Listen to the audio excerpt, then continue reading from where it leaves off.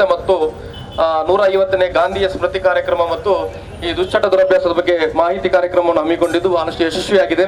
ಈಗಾಗಲೇ ಮಂಗಳೂರು ತಾಲೂಕಿನ ಸುಮಾರು 12 ವಲಯಗಳಲ್ಲಿ ಕೊಣಾಜೆ ವಲಯ ಕೂಡ ಈ ಒಂದು ವಲಯದಲ್ಲಿ ಇವತ್ತು ವಿಶೇಷವಾಗಿ ದುಶ್ಚಟ ವಿರುದ್ಧ ಜನಜಾಗೃತಿ ಜಾತ್ರಾ ಹಾಗೂ ಸ್ವಾಸ್ಥ್ಯ ಸಂಕಲ್ಪ ವಿದ್ಯಾರ್ಥಿಗಳಿಗೆ ಸ್ವಾಸ್ಥ್ಯ ಸಂಕಲ್ಪ ಕಾರ್ಯಕ್ರಮ ಹಮ್ಮಿಕೊಂಡಿದ್ದು ಈ ಸ್ವಾಸ್ಥ್ಯ ಸಂಕಲ್ಪ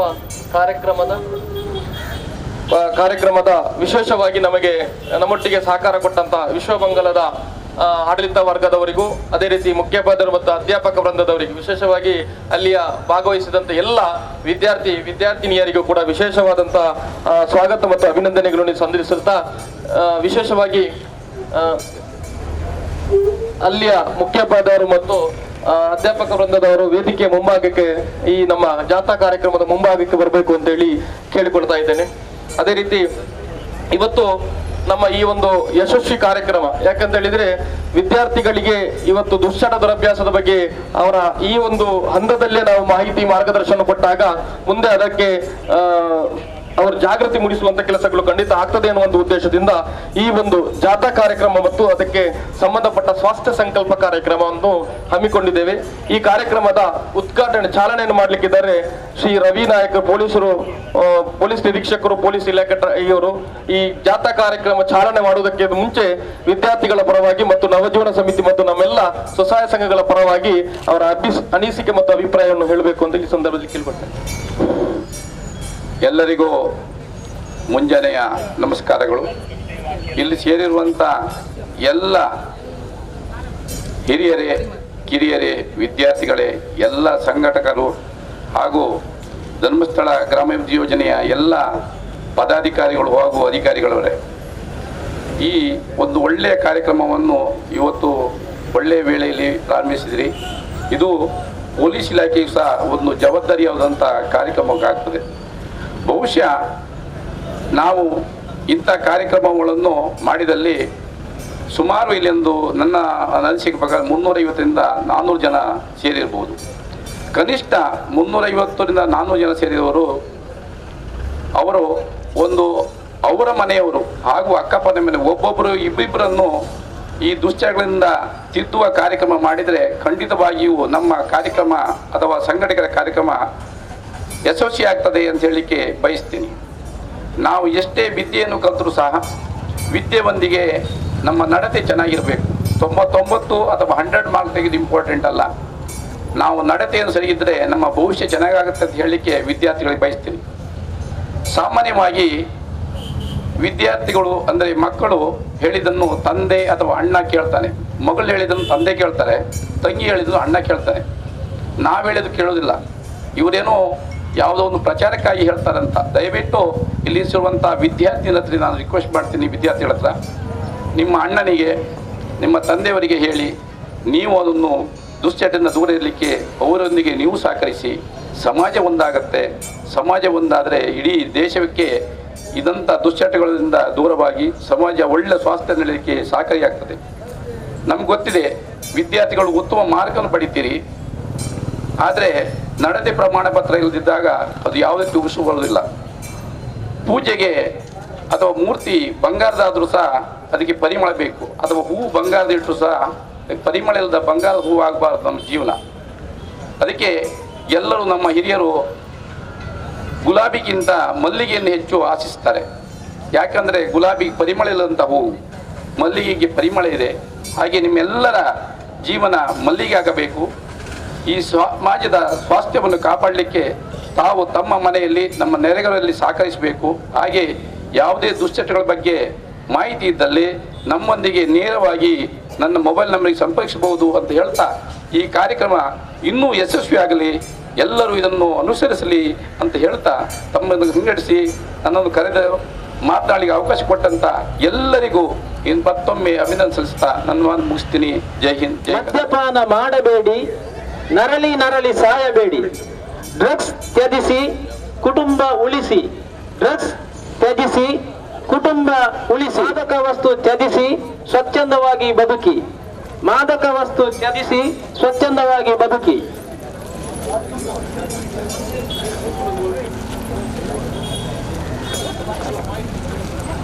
Gracias.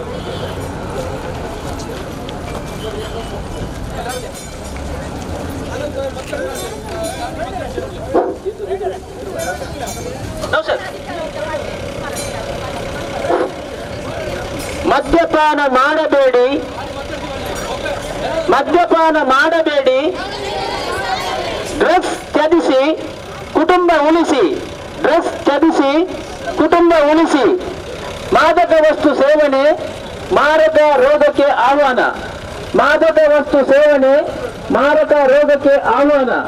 ಮಾದಕ ವಸ್ತು ತ್ಯಜಿಸಿ ಸ್ವಚ್ಛಂದವಾಗಿ ಬದುಕಿ, ಮಾದಕ ವಸ್ತು ತ್ಯಜಿಸಿ ಸ್ವಚ್ಛಂದವಾಗಿ ಬದುಕಿ.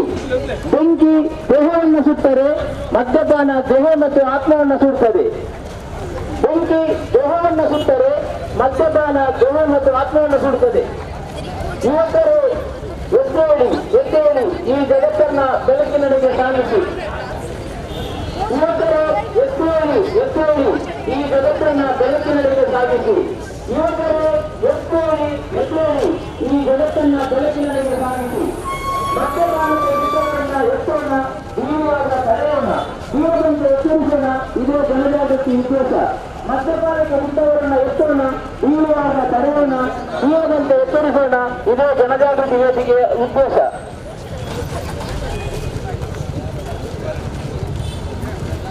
ಯುವಕರು ವಿದ್ಯಾರ್ಥಿಗಳು ದೇಶದ ಆಸ್ತಿ, ಯುವಕರು ವಿದ್ಯಾರ್ಥಿಗಳು ದೇಶದ ಆಸ್ತಿ.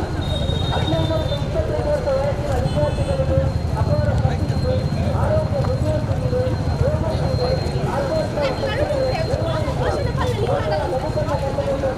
ಮೊದಲಾಗಿ ಮುಂದ ಒಳಗಿನ ಅಂತರದ ಪಟ್ಟಿಯನ್ನು ಬೆಳೆಸಬೇಕು. ಒಳ್ಳೆಯ ನಾಯಕರನ್ನು ಆಯ್ಕೆ ಮಾಡಬೇಕು. ಇದು ಸ್ವಾಸ್ಥ್ಯ ಸಮಾಜ ಕಟ್ಟೋದು, ಇದು ಸ್ವಾಸ್ಥ್ಯ ಸಮಾಜ ಕಟ್ಟೋದು. ದೇಶದ ಆರ್ಥಿಕ ಯುವಕರನ್ನ ವಿದ್ಯಾರ್ಥಿಗಳನ್ನ ಶಿಕ್ಷಕರಿಗೆ ಬದಲಾಗುವಂತೆ ಪ್ರೇರಣೆ ಹೊಂದಿದ್ದಾರೆ. ದೇಶದ ಆರ್ಥಿಕ ಯುವಕರನ್ನ ವಿದ್ಯಾರ್ಥಿಗಳನ್ನ ಶಿಕ್ಷಕರಿಗೆ ಬದಲಾಗುವಂತೆ ಪ್ರೇರಣೆ ಹೊಂದಿದ್ದಾರೆ.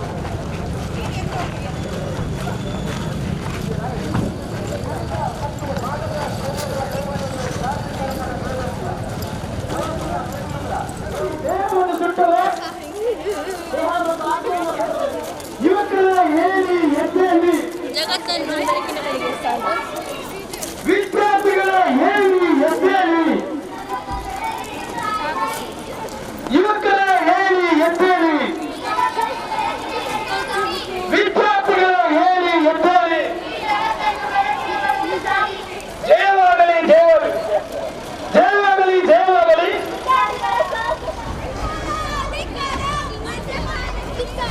ಧಿಕ್ಕಾರ ಧಿಕ್ಕಾರ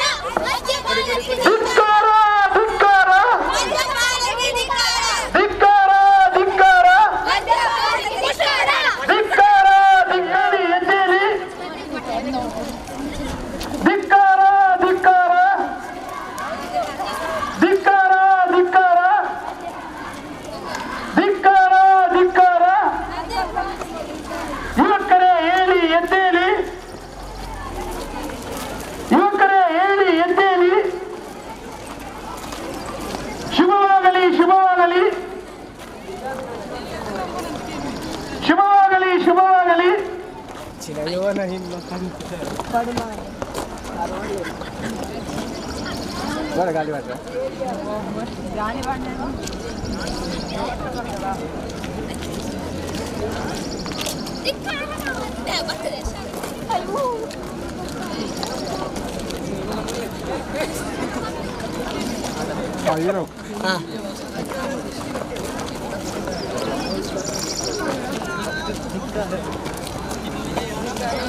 ಅವೇರು ಗೊತ್ತಾನ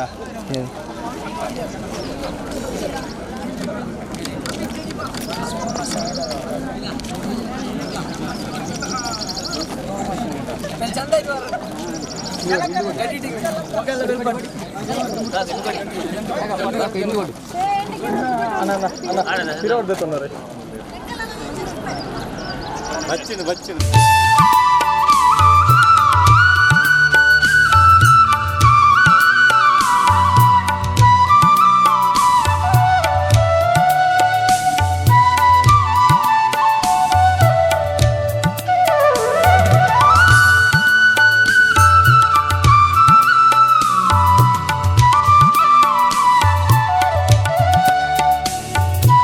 ನಿನ್ನಯ ನುಡಿಗಳ ಮಂಜುಳನಾದ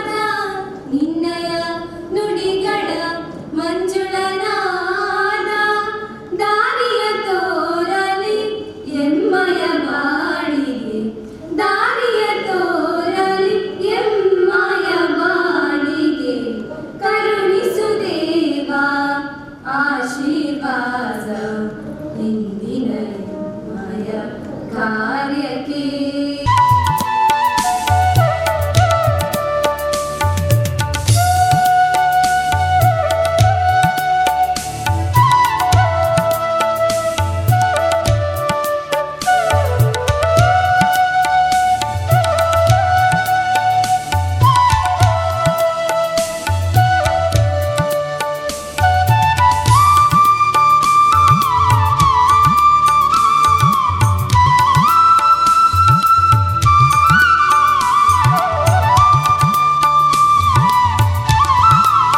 ಪುಷ್ಪಾರ್ಚನೆಯನ್ನ ಗಣ್ಯ ಅತಿಥಿಗಳು ಮಾಡಲಿದ್ದಾರೆ.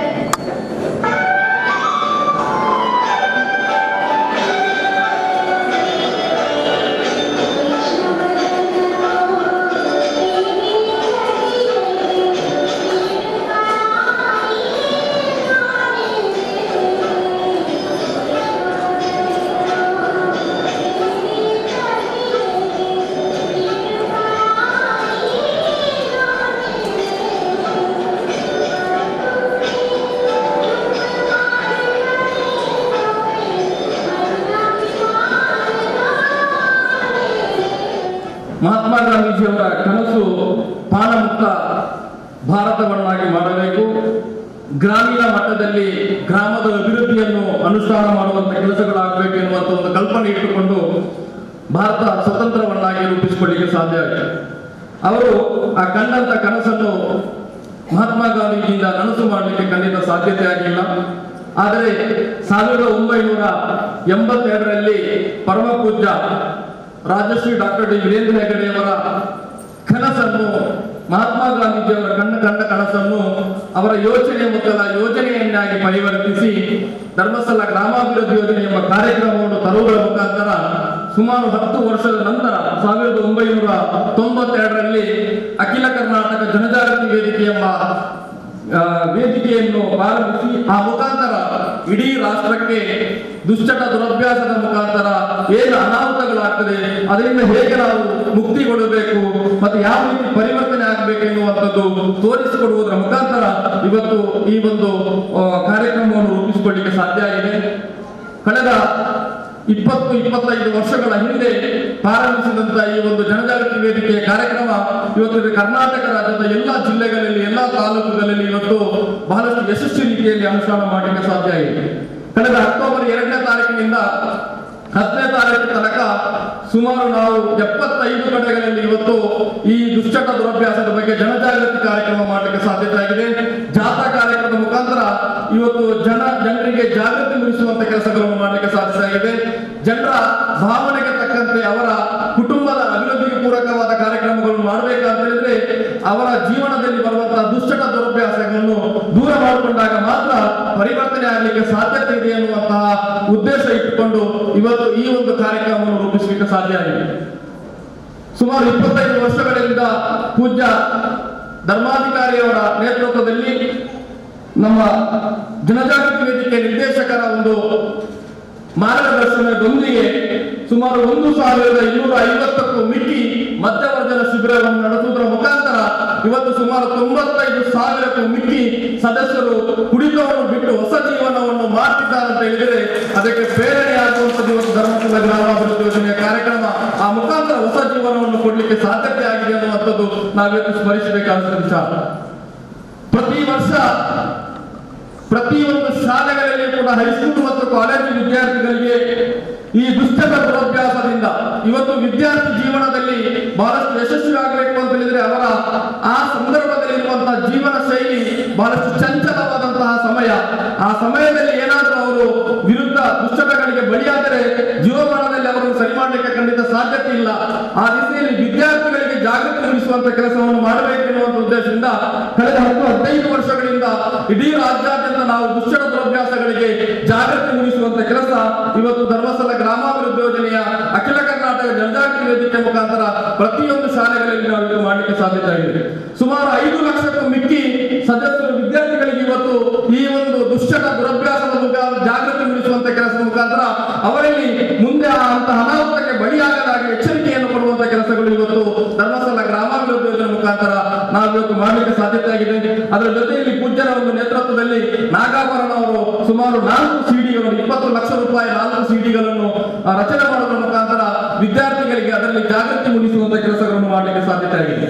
ಮಂಗಳೂರು ತಾಲೂಕಿನಲ್ಲಿ ಕಳೆದ 15 ವರ್ಷಗಳಿಂದ ಜನಜಾಗೃತಿ ವೇದಿಕೆಯನ್ನು ನಾವು ಪ್ರಾರಂಭಿಸಿ ಜನಜಾಗೃತಿ ವೇದಿಕೆಯ ಮುಖಾಂತರ ದುಶ್ಚಟ ವಿರೋಧಿ ದಿನಾಚರಣೆ ಕಾರ್ಯಕ್ರಮ ಆಗಿರ್ಬೋದು, ಸ್ವಾಸ್ಥ್ಯ ಸಂಕಲ್ಪ ಕಾರ್ಯಕ್ರಮ ಆಗಿರ್ಬೋದು, ಅಥವಾ ವಿವಿಧ ಗ್ರಾಮ ಸುರಕ್ಷಾ ಕಾರ್ಯಕ್ರಮ ಆಗಿರ್ಬೋದು, ಅಥವಾ ಜನಜಾಗೃತಿ ಜಾಥಾ ಕಾರ್ಯಕ್ರಮ ಆಗಿರ್ಬೋದು, ಅಥವಾ ಶಾಲೆಗಳಿಗೆ ಪೂರಕವಾದಂತಹ ಈ ಒಂದು ಮಹತ್ವವಾದಂತಹ ಕಾರ್ಯಕ್ರಮವನ್ನು ರೂಪಿಸುವಂತ ಕೆಲಸ ಇವತ್ತು ಧರ್ಮಸ್ಥಳ ಗ್ರಾಮಾಭಿವೃದ್ಧಿ ಯೋಜನೆ ಹಾಗೂ ಜನಜಾಗೃತಿ ವೇದಿಕೆ ಮಂಗಳೂರು ತಾಲೂಕಿನ ಮುಖಾಂತರ ಇವತ್ತು ಅನುಷ್ಠಾನ ಮಾಡಲಿಕ್ಕೆ ಸಾಧ್ಯತೆ ಆಗಿದೆ. ಕಳೆದ ಸುಮಾರು 15 ವರ್ಷಗಳಲ್ಲಿ ಸುಮಾರು 53 ಮಧ್ಯವರ್ಗ ಶಿಬಿರಗಳನ್ನು ಮಂಗಳೂರು ತಾಲೂಕಿನಲ್ಲಿ ನಾವು ಈಗಾಗಲೇ ಶಿಬಿರಗಳನ್ನು ಮಾಡುವುದರ ಮುಖಾಂತರ ಸುಮಾರು 3450ಕ್ಕೂ ಮಿಕ್ಕಿ ಸದಸ್ಯರು ಇವತ್ತು ಕುಳಿತ ಬಿಟ್ಟು ಹೊಸ ಜೀವನವನ್ನು ಮಾಡಿಕೊಳ್ಳಿಕ್ಕೆ ಖಂಡಿತ ಸಾಧ್ಯತೆ ಆಗಿದೆ. ಆ ಮುಖಾಂತರ ಅವರಲ್ಲಿ ಜಾಗೃತಿ ಮೂಡಿಸುವಂತ ಕೆಲಸಗಳನ್ನು ಮಾಡಲಿಕ್ಕೆ ಸಾಧ್ಯತೆ ಆಗಿದೆ. ಜನಜಾಗೃತಿ ಮುಖಾಂತರ ಸುಮಾರು ಪ್ರತಿ ವರ್ಷದಲ್ಲಿ 100 ಶಾಲೆಗಳಿಗೆ ಸುಮಾರು 25,000 ವಿದ್ಯಾರ್ಥಿಗಳಿಗೆ ಈ ಒಂದು ಜನಜಾಗೃತಿ ಜಾಥಾದ ಮುಖಾಂತರ ಅಥವಾ ಸ್ವಾಸ್ಥ್ಯ ಸಂಸ್ಥೆಗಳ ಮುಖಾಂತರ ಮಾಹಿತಿ ಕೊಡುವುದರ ಮುಖಾಂತರ ಅವರಲ್ಲಿ ಜಾಗೃತಿ ಮೂಡಿಸುವಂತ ಕೆಲಸ ಇವತ್ತು ವಿದ್ಯಾರ್ಥಿಗಳಲ್ಲಿ ನಾವು ಮಾಡಲಿಕ್ಕೆ ಸಾಧ್ಯತೆ ಆಗಿದೆ.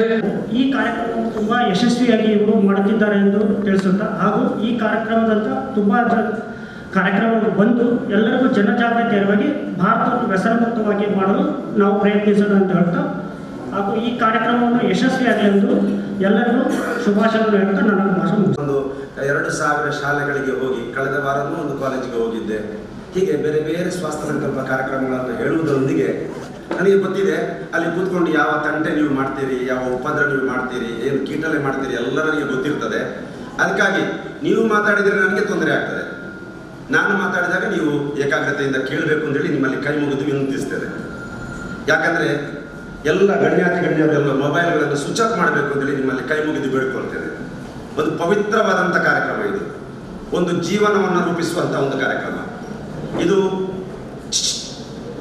8ನೇ ಕ್ಲಾಸಿನ ಪಾಠ ಅಲ್ಲ, 9ನೇ ಕ್ಲಾಸಿನ ಪಾಠ ಅಲ್ಲ, 10ನೇ ಕ್ಲಾಸಿನ ಪಾಠ ಅಲ್ಲ, ಇದು PUCಯ ಪಾಠ ಅಲ್ಲ, ಡಿಗ್ರಿಯ ಪಾಠ ಅಲ್ಲ. ಹಾಗಾಗಿ ಎಲ್ಲರನ್ನ ಒಂದು ಸಭಾಭವನದಲ್ಲಿ ಇಲ್ಲಿ ಸೇರಿಸಿದ್ದಾರೆ. ಇದು ಜೀವನದ ಪಾಠ. 8ನೇ ಕ್ಲಾಸಲ್ಲಿ ಫೇಲ್ ಆದರೆ ಸಪ್ಲಿಮೆಂಟ್ರಿ ಇದೆ, 10ನೇ ಕ್ಲಾಸಲ್ಲಿ ಫೇಲ್ ಆದರೆ ಸಪ್ಲಿಮೆಂಟ್ರಿ ಇದೆ, PUCಯಲ್ಲಿ ಫೇಲ್ ಆದರೆ ಸಪ್ಲಿಮೆಂಟ್ರಿ ಇದೆ. ಈಗ ಬೇರೆ ಬೇರೆ ಕಾಲೇಜುಗಳಿಗೆ ಹೋಗಿ 10ನೇಯಲ್ಲಿ ಫೇಲ್ ಆದರೂ PUCಗೆ ಹೋಗುವ ವ್ಯವಸ್ಥೆ ಇದೆ. ಯಾಕೆ ಈ ಎಲ್ಲ ವ್ಯವಸ್ಥೆಗಳನ್ನು ಇವತ್ತು ಮಾಡಿದ್ದಾರೆ. ಆದರೆ ಜೀವನದಲ್ಲಿ ಫೇಲ್ ಆದರೆ ಅದಕ್ಕೆ ಸಪ್ಲಿಮೆಂಟ್ರಿ ಇಲ್ಲ, ಅದಕ್ಕೆ ಕಾಂಪ್ಲಿಮೆಂಟ್ರಿಯೂ ಇಲ್ಲ. ಅದಕ್ಕೆ ಕಾಂಪ್ರಮೈಸ್ ಮಾಡುವಂಥ ವ್ಯವಸ್ಥೆಯೂ ಅಲ್ಲ. ಇವತ್ತು ನನಗೆ ತುಂಬ ಕಾಳಜಿಯಿಂದ ಇಲ್ಲಿ ಬಂದಿದ್ದೇನೆ ನಾನು. ಕಾರಣ ನಾನೀಗ ಒಬ್ಬ ಯಜಮಾನ, ಮನೆ ಯಜಮಾನ. ನನಗೆ 2 ಮಕ್ಕಳಿದ್ದಾರೆ. ಒಂದು PUCಗೆ ಹೋಗುವ ಮಗಳಿದ್ದಾಳೆ ಫಸ್ಟ್ PU ಅಲ್ಲಿ, ಮತ್ತೊಬ್ಬ ಮಗ ಇದ್ದಾನೆ. ಇಲ್ಲಿ ನೀವು ಕೂತಂತ ಹೆಣ್ಮಕ್ಕಳನ್ನು ನಾನು ಮಗಳ ದೃಷ್ಟಿಯಿಂದಲೇ ನೋಡ್ತಾ ಇದ್ದೇನೆ. ನನ್ನ ಮಗಳು ಬೇರೆ ಅಲ್ಲ, ನಿಮ್ಮ ಮಗಳು ಬೇರೆ ಅಲ್ಲ. ಮತ್ತು ಇಲ್ಲಿರುವ ನನ್ನ ವಿದ್ಯಾರ್ಥಿ ಮಿತ್ರರು, ನೀವು ನನ್ನ ಮಗನ ಒಂದು ಭಾವನೆಯನ್ನು ನಾನು ನೋಡ್ತಾ ಇದ್ದೇನೆ. ಕಾರಣ ಇಷ್ಟೇ, ನಾನು ದಾರಿಯಲ್ಲಿ ಬರಬೇಕಾದ್ರೆ ಗಮನವಿಟ್ಟು ಏಯ್ ತುಂಟ, ಯಾವ ಭಾಷೆ ಹೇಳಿದ್ವಿ ನಿನಗೆ, ಎದ್ದು ನಿಲ್ಲಿಸ್ತೀನಿ. ಮತ್ತೆ ಪಾಪ ಅವನು ಅವನಷ್ಟಕ್ಕೆ ಕೇಳ್ತಾ ಇದ್ದಾನೆ, ಯಾಕೆ ತೊಂದರೆ ಕೊಡ್ತೀನಿ ನೀನು? ತೊಂದರೆ ಕೊಡ್ಲಿಕ್ಕೆ ಬಂದದ? Be serious. ಇಲ್ಲಿ ಕೇಳಿ, ನಾನು ಇಲ್ಲಿ ಬರುವಾಗ ದಯಮಾಡಿ ಇಲ್ಲಿ ವಿಷಯ ನಿಮಗೆ ತಿಳಿಸ್ತೀನಿ. ಇಲ್ಲಿ ಬರುವ ಪುಷ್ಪಗುಚ್ಛ, ಇಲ್ಲಿಯ ಸ್ಮರಣಿಕೆ, ಇಲ್ಲಿಯ ಯಾವುದೇ ವಸ್ತು ನನಗೆ ಬೇಕಾಗಿಲ್ಲ. ಪ್ರಪಂಚ ಕಾಣದ ಅದ್ಭುತ ವಿದ್ಯಾರ್ಥಿಗಳು ನೀವು ಆಗಬೇಕೆನ್ನುವ ದೃಷ್ಟಿಯಿಂದ ಮಾತ್ರ ಇವತ್ತು ಪುರ್ಸೋತಿಲ್ಲದ ದಿನದಲ್ಲಿ ನಾನು ಪುರ್ಸೋತ್ ಮಾಡ್ಕೊಂಡು ಬಂದಿದ್ದೇನೆ.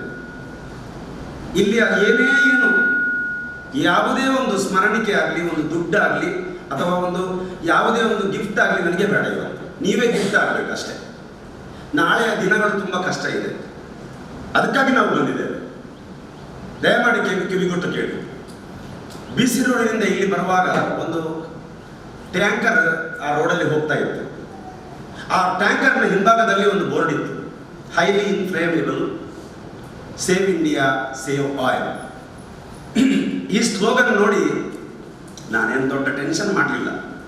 ಕಾರಣ ಇಲ್ಲಿ ಡೀಸೆಲ್ ಖಾಲಿ ಆದರೆ, ಪೆಟ್ರೋಲ್ ಖಾಲಿ ಆದರೆ, ಕೆರೋಸಿನ್ ಖಾಲಿ ಆದರೆ ಇಂಪೋರ್ಟ್ ಮಾಡ್ಬೋದು. ಇಲ್ಲಿ ಬಾವಿ ಇಲ್ಲದಿದ್ದರೂ ಅಂತಾರಾಷ್ಟ್ರೀಯ ಬೇರೆ ಬೇರೆ ದೇಶಗಳಲ್ಲಿ ಇದಕ್ಕೆ ಬೇಕಾದ ವ್ಯವಸ್ಥೆ ಇದೆ, ನಮ್ಗೆ ಇಂಪೋರ್ಟ್ ಮಾಡಬಹುದು. ನಿಮ್ಮಂಥ ಒಬ್ಬ ಹುಡುಗ ಮತ್ತು ಒಂದು ಹುಡುಗಿ ಹಾಳಾದರೆ, ಕೆಟ್ಟು ಹೋದರೆ ಯಾವ ದೇಶದಿಂದಲೂ ಯಾವ ಮನೆಯಿಂದಲೂ ಇಂಪೋರ್ಟ್ ಮಾಡಲಿಕ್ಕೆ ಆಗೋದಿಲ್ಲ. ಈಗ ನನಗೆ 2 ಮಕ್ಕಳಿದ್ದಾರೆ. ನನಗೆ ತುಂಬ ಜಮೀನಿದೆ. ನಾನು ಪರ್ಚೇಸ್ ಮಾಡಿದ ಜಮೀನಿದೆ, ಪಿತ್ರಾರ್ಜಿತವಾಗಿ ಬಂದ ಜಮೀನಿದೆ. ನಿಜವಾಗ್ಲೂ ನಾನು ಹೇಳ್ತೇನೆ, ನನಗೆ ಆ ಜಮೀನಿನ ಮೇಲೆ ದೊಡ್ಡ ಆಸೆ ಇಲ್ಲ. ಕಾರಣ, ಕೊನೆಯ ದಿನ ನಮಗೆ ಸಿಗುವುದು 7-3ರ ಒಂದು ಹೊಂಡ ಮಾತ್ರ. ಅಷ್ಟಕ್ಕೆ ಮಾತ್ರ ನಮ್ಮ ಜೀವನ. APJ ಅಬ್ದುಲ್ ಕಲಾಂ ಹೇಳ್ತಾರೆ, ಎಲ್ಲರ ಜೀವನವು ಒಂದು ದಿವಸ ಕೊನೆಗೊಳ್ಳಲಿದೆ, ಮುಗಿಯಲಿದೆ. ಈ ಜೀವನ ಎಂಬುದು ಸುಖ ಪಡೆಯುವುದಕ್ಕೆ, ದುಃಖ ಪಡೆಯುವುದಕ್ಕೆ ಅಲ್ಲ, ಬೇಜಾರು ಮಾಡಲಿಕ್ಕೆ ಅಲ್ಲ, ಇನ್ನೊಬ್ಬರಿಗೆ ಕಷ್ಟ ಕೊಡಲಿಕ್ಕೆ ಅಲ್ಲ, ಇನ್ನೊಬ್ಬರ ಕಣ್ಣಲ್ಲಿ ನೀರು ಬರಿಸಲಿಕ್ಕೆ ಅಲ್ಲ, ಸ್ವತಃ ನಾವು ದುಃಖದಲ್ಲಿ ಸಾಯಲಿಕ್ಕೆ ಅಲ್ಲ. ಈ ಜೀವನ ಇರುವುದು ಸುಖ ಪಡೆಯುವುದಕ್ಕಾಗಿ. ಜಾನ್ ಮಿಯರ್ಸ್ಫೀಲ್ಡ್ ಅವನ ಪುಸ್ತಕದಲ್ಲಿ ಹೇಳ್ತಾನೆ, ಈ ಜೀವನದ ಕೊನೆಯ ದಿನದವರೆಗೂ, ಹನಿಯವರೆಗೂ ಈ ಜೀವನದ ಮಧುಸಾರವನ್ನು ಸವಿಯಬೇಕು. ಇದರ ಒಳ್ಳೆಯ ಮೊಮೆಂಟ್ಸ್, ಗೋಲ್ಡನ್ ಮೊಮೆಂಟ್ಸ್ಗಳನ್ನು ನಾನು ಟೇಸ್ಟ್ ಮಾಡಬೇಕು. ಅಂತ ಒಂದು ಅವಕಾಶ ನಮಗೆ ಇದೆ ಎಂಬುದನ್ನು ಹೇಳ್ತಾರೆ. ಶಿಕ್ಷಣ ಅಂದರೆ ಅದು ನೋಡಲಿಕ್ಕೆ ಸ್ವಲ್ಪ ಕಹಿ. ಕಾರಣ, ಮನೆಗೆ ಹೋದರೆ ಅಪ್ಪ ಹೇಳ್ತಾನೆ ಪುಸ್ತಕ ತಗೊಂಡು ಓದು. ಶಾಲೆಗೆ ಬಂದರೆ ಟೀಚರ್ ಗಂಭೀರವಾಗಿ ನಿಂತು ಹೇಳ್ತಾರೆ ಓದು. ಎಲ್ಲ ಕಡೆಯಲ್ಲಿಯೂ ಒಂದು ಪಾಸಿಟಿವ್ ಒತ್ತಡ, ಸ್ಟ್ರೆಸ್. ದಯಮಾಡಿ ಮೊಬೈಲ್ ಸ್ವಿಚ್ ಆಫ್ ಮಾಡಿ. ಯೋಜನೆಯ ಕಾರ್ಯಕರ್ತರು ಸ್ಟ್ರೆಸ್ ಮಾಡ್ತಾರೆ, ಓದು ಓದು ಓದು ಎಂಬುದಾಗಿ ಸ್ಟ್ರೆಸ್ ಮಾಡ್ತಾರೆ. ಯಾಕೆ ಸ್ಟ್ರೆಸ್ ಮಾಡ್ತಾರೆ? ನಮಗೆ ಅದು ಸ್ಟ್ರೆಸ್ ಅಂತ ಅನಿಸಬಹುದು. ಶಿಕ್ಷಣ ಕಹಿಯಾದರೂ ಅದು ಒಮ್ಮೆ ಸಿಹಿ ಫಲ ಕೊಡುವ ಮರ, ಅದು ಟೇಸ್ಟ್ ಒಳ್ಳೊಳ್ಳೆಯ ಫಲ ಕೊಡುವಂಥ ಮರ. ಯಾರು ತಂದೆ ತಾಯಿಯಿಂದ ಪೆಟ್ಟು ತಿಂತಾನೋ, ಯಾರು ಗುರುಗಳಿಂದ ಪೆಟ್ಟು ತಿಂತಾನೋ, ಅವನು ದೇವರಣೆಗೂ ಸಮಾಜದ ಪೆಟ್ಟು ತಿನ್ನುವುದಿಲ್ಲ. ಇವತ್ತು ನಮಗೆ ಆ ಒತ್ತಡ ಪೆಟ್ಟಿನ ಹಾಗೆ ನಮಗೆ ಕಾಣ್ತದೆ. ಖಂಡಿತವಾಗಿ ನಾವು ಆ ಪೆಟ್ಟು ಅಂದ್ರೆ ಏನು? ಕೈಯಲ್ಲಿ ಹೊಡೆಯುವ ಪೆಟ್ಟಲ್ಲ, ಚಾಟಿಯಿಂದ ಹೊಡೆಯುವ ಪೆಟ್ಟಲ್ಲ. ನಾವು ಹೇಳುವುದು ಕೆಲವೊಮ್ಮೆ ನಿಮಗೆ ನೋವಾಗ್ತದೆ. ನನಗೆ ಹೇಳಿದಾಗ ಅವನಿಗೆ ನೋವು ಅನಿಸಬಹುದು. ಆದರೆ ನೋವು ಆಗದಿದ್ದರೆ ನಮ್ಮ ಕಾಯಿಲೆ ಗುಣ ಆಗುವುದಿಲ್ಲ. ಡಾಕ್ಟ್ರು ಇಂಜೆಕ್ಷನ್ ಕೊಟ್ಟರೆ ಮಾತ್ರ ತಾನೇ, ಲಸಿಕೆ ಕೈಗುಳಿಗೆಗಳನ್ನು ಕೊಟ್ಟರೆ ತಾನೇ ನಮ್ಮ ವ್ಯಾಧಿ ಗುಣ ಆಗೋದು. ಇವತ್ತು ನಾನು ಹೇಳುವ ಮಾತು ನಿಮಗೆ ಕಹಿ ಅನಿಸಬಹುದು. ಒಂದು ಇಂಜೆಕ್ಷನ್ ಕೊಟ್ಟ ಹಾಗೆ ಏನಪ್ಪ ಇವನು ಬಂದು ಹೇಳ್ತಾನೆ, ಇವನಿಗೆ ಭಾರಿ ಜಾಪು ಅಥವಾ ಭಾರಿ ಸೊಕ್ಕು ಅಥವಾ ಭಾರಿ ದರ್ಪದಿಂದ ಮಾತಾಡ್ತಾನೆ ಎನ್ನುವ ಮನೋಭಾವನೆ ನಿಮಗೆ ಗುರುಗಳ ಮೇಲೆ ಬರಬಹುದು. ಆದರೆ ಅದೇ ಗುರು ಒಂದು ದಿನ ನಿಮಗೆ ಬ್ರಹ್ಮ ಆಗ್ತಾನೆ, ವಿಷ್ಣು ಆಗ್ತಾನೆ, ಮಹೇಶ್ವರನಾಗ್ತಾನೆ. ದಯಮಾಡಿ ಹೇಳ್ತೇನೆ, ತಂದೆ ತಾಯಿ ಎಷ್ಟು ನಿಮ್ಮನ್ನು ಪ್ರೀತಿಸುವಷ್ಟು ಬೇರೆ ಯಾರು ನಿಮ್ಮನ್ನು ಪ್ರೀತಿಸುವುದಿಲ್ಲ. ನೆನ್ಪಿಟ್ಕೊಳ್ಳಿ. ನಿಮ್ಮ ಅಪ್ಪ ಅಮ್ಮ ನಿಮ್ಮನ್ನು ಪ್ರೀತಿಸುವಷ್ಟು ಬೇರೆ ಪ್ರಪಂಚದಲ್ಲಿ ಯಾರು ನಿಮ್ಮನ್ನು ಅಷ್ಟು ಪ್ರೀತಿಸಲಿಕ್ಕೆ ಸಾಧ್ಯ ಇಲ್ಲ. ಅದು ಬಿಟ್ಟರೆ ನಿಮ್ಮನ್ನು ಅತಿ ಪ್ರೀತಿಯಿಂದ ಪ್ರೀತಿಸುವ ಒಂದು ವ್ಯವಸ್ಥೆ ಇದ್ದರೆ ಅದು ಶಿಕ್ಷಣ ಸಂಸ್ಥೆ ಮಾತ್ರ ಎಂಬುದನ್ನು ಅರ್ಥ ಮಾಡ್ಕೊಳ್ಬೇಕು ನೀವು. ಇಲ್ಲಿಯ ಮುಖ್ಯೋಪಾಧ್ಯಾಯರು ಅವರು 1 ವರ್ಷ ನಿಂತು ಪಾಠ ಮಾಡ್ತಾರೆ. ಈಗ ನಾನು ಇಲ್ಲಿ ನಿಂತು ಪಾಠ ಮಾಡ್ತೇನೆ, ನೀವು ಕೂತು ಕೇಳ್ತಾ ಇದ್ದೀರಿ. ನಿಮ್ಗೇನು ತೊಂದರೆ? ನಾನು ನಿಂತು ಪಾಠ ಮಾಡ್ತಾ ಇದ್ದೀನಿ. ಮೇಷ್ಟ್ರುಗಳು ನಿಂತು ಪಾಠ ಮಾಡ್ತಾರೆ, ಮಕ್ಕಳು ಕೂತು ಕೇಳ್ತಾರೆ ಅಲ್ವೇ? 1 ವರ್ಷ ರಿಸಲ್ಟ್ ನಾಡಿದ್ದು ಬರುವಾಗ ನೀವು ನೋಟಿಸ್ ಬೋರ್ಡ್ಗೆ ಬರುವ ಮೊದಲೇ ಲೆಕ್ಚರರ್ಸ್ ಹೋಗಿ ವೆಬ್ಸೈಟ್ ನೋಡಿ ಅಥವಾ ಗೂಗಲಲ್ಲಿ ಸರ್ಚ್ ಮಾಡಿ ರಿಸಲ್ಟನ್ನು ನೋಡ್ತಾರೆ. ನೀವು ಪಡುವ ಸಂತೋಷಕ್ಕಿಂತ 20, 30, 40 ಪಟ್ಟು ಹೆಚ್ಚು ಲೆಕ್ಚರರ್ಸ್ಗಳು ಕುಣಿದು ರಿಸಲ್ಟ್ನ ಬಗ್ಗೆ ಸಂತೋಷ ವ್ಯಕ್ತಪಡಿಸ್ತಾರೆ. ನಿಮ್ಮ ರಿಸಲ್ಟ್ ನಮ್ಮ ರಿಸಲ್ಟ್, ನಿಮ್ಮ ರಿಸಲ್ಟ್ ಈ ಭಾರತ ಮಾತೆಯ ರಿಸಲ್ಟ್. ಇಲ್ಲಿರುವ ಒಬ್ಬನೇ ಒಬ್ಬ ಹುಡುಗ ಹುಡುಗಿ ಹಾಳಾದರೆ ಈ ದೇಶಕ್ಕೆ ಅದು ಲಾಸ್ ಆಫ್ ಮ್ಯಾನ್ ಪವರ್. ದಯಮಾಡಿ ಹೇಳ್ತೇನೆ, ನೀವು ಲಾಸ್ ಆಗುವ ವ್ಯಕ್ತಿಗಳಾಗಬಾರ್ದು. ನೀವು ನಿಮ್ಮನ್ನು ಕಳ್ಕೊಳ್ಬಾರ್ದು, ಲೂಸ್ ಆಗಬಾರ್ದು, ಲಾಸ್ ಆಗಬಾರ್ದು. ನೀವು ಈ ದೇಶಕ್ಕೆ ಫಿಟ್ ಆಗುವ ವ್ಯಕ್ತಿಗಳಾಗಬೇಕು, ಬದುಕನ್ನು ರೂಪಿಸಬೇಕೆನ್ನುವ ದೃಷ್ಟಿಯಿಂದ ಈ ಕಾರ್ಯಕ್ರಮವನ್ನು ಇಟ್ಟಿದ್ದಾರೆ. ಅದಕ್ಕಾಗಿ ನಾನು ಹೇಳಿದೆ, ಪ್ರಪಂಚ ಕಾಣದ ನಮಗೆ ಜಾತಿಯ ಪರಿಧಿ ಇಲ್ಲ. ದೇವರು ಈ ಪ್ರಪಂಚವನ್ನು ಸೃಷ್ಟಿಸಿದ್ರು. ಅದು ತುಂಬಾ ಅದಕ್ಕೆ ಚರ್ಚೆ ಇದೆ. ಆ ಚರ್ಚೆಯ ಬಗ್ಗೆ ನಾವು ಯೋಚಿಸುವುದು ಬೇಡ, ಸಮಗ್ರವಾಗಿ ಆಲೋಚನೆ ಮಾಡುವ. ದೇವರು ಈ ಭೂಮಿಯನ್ನು ಸೃಷ್ಟಿಸಿದ್ರು. ಕ್ರಿಯೇಟರ್ ಅದು ಯಾರು ಆಗಿರಬಹುದು, ಅಲ್ಲಾಹ್, ಯೇಸು ಅಥವಾ ರಾಮ, ಯಾರೇ ಆಗಿರ್ಬೋದು. ದೇವರು ಈ ಭೂಲೋಕವನ್ನು ಸೃಷ್ಟಿಸಿದ್ರು. ಕ್ರಿಯೇಷನ್ ಅನ್ನು ಕ್ರಿಯೇಟರ್ ಸೃಷ್ಟಿ ಮಾಡಿದ ಅಷ್ಟೇ. ಅದು ಯಾವ ಶಕ್ತಿ ಆಗಿರ್ಬೋದು, ನೀವು ಯೋಚಿಸುವ ಶಕ್ತಿ ಈ ಭೂಲೋಕವನ್ನು ಸೃಷ್ಟಿಸಿದೆ. ಬೈಬಲ್ ಹೇಳ್ತಾರೆ, ಈ ಭೂಲೋಕ ಸೃಷ್ಟಿಸಿದ ನಂತರ ದೇವರಿಗೆ ತುಂಬಾ ಖುಷಿ ಆಯ್ತಂತೆ. ಹಾಗೆ ದೇವರು ಖುಷಿಯಿಂದ ಇದನ್ನು ಸೃಷ್ಟಿಸಿದ್ರು ಎನ್ನುವ ಮೆಸೇಜ್ ಉಪನಿಷತ್ತಲ್ಲೂ ನಮಗೆ ಸಿಗ್ತದೆ. ಖುಷಿ ಆಯಿತು, ಆ ಖುಷಿ ಇರುವ ಪ್ರಪಂಚದಲ್ಲಿ ಒಬ್ಬ ಅದ್ಭುತ ವ್ಯವಸ್ಥೆಯನ್ನು ಹಾಕಬೇಕು ಅಂತೇಳಿ ದೇವರಿಗೆ ಮನಸ್ಸಾಯಿತು. ಅದೇ ಹ್ಯೂಮನ್ ಬೀಯಿಂಗ್. ಆ ಮನುಷ್ಯನನ್ನ ಹಾಕಬೇಕು. ಅವನು ಹೇಗಿರ್ಬೇಕು?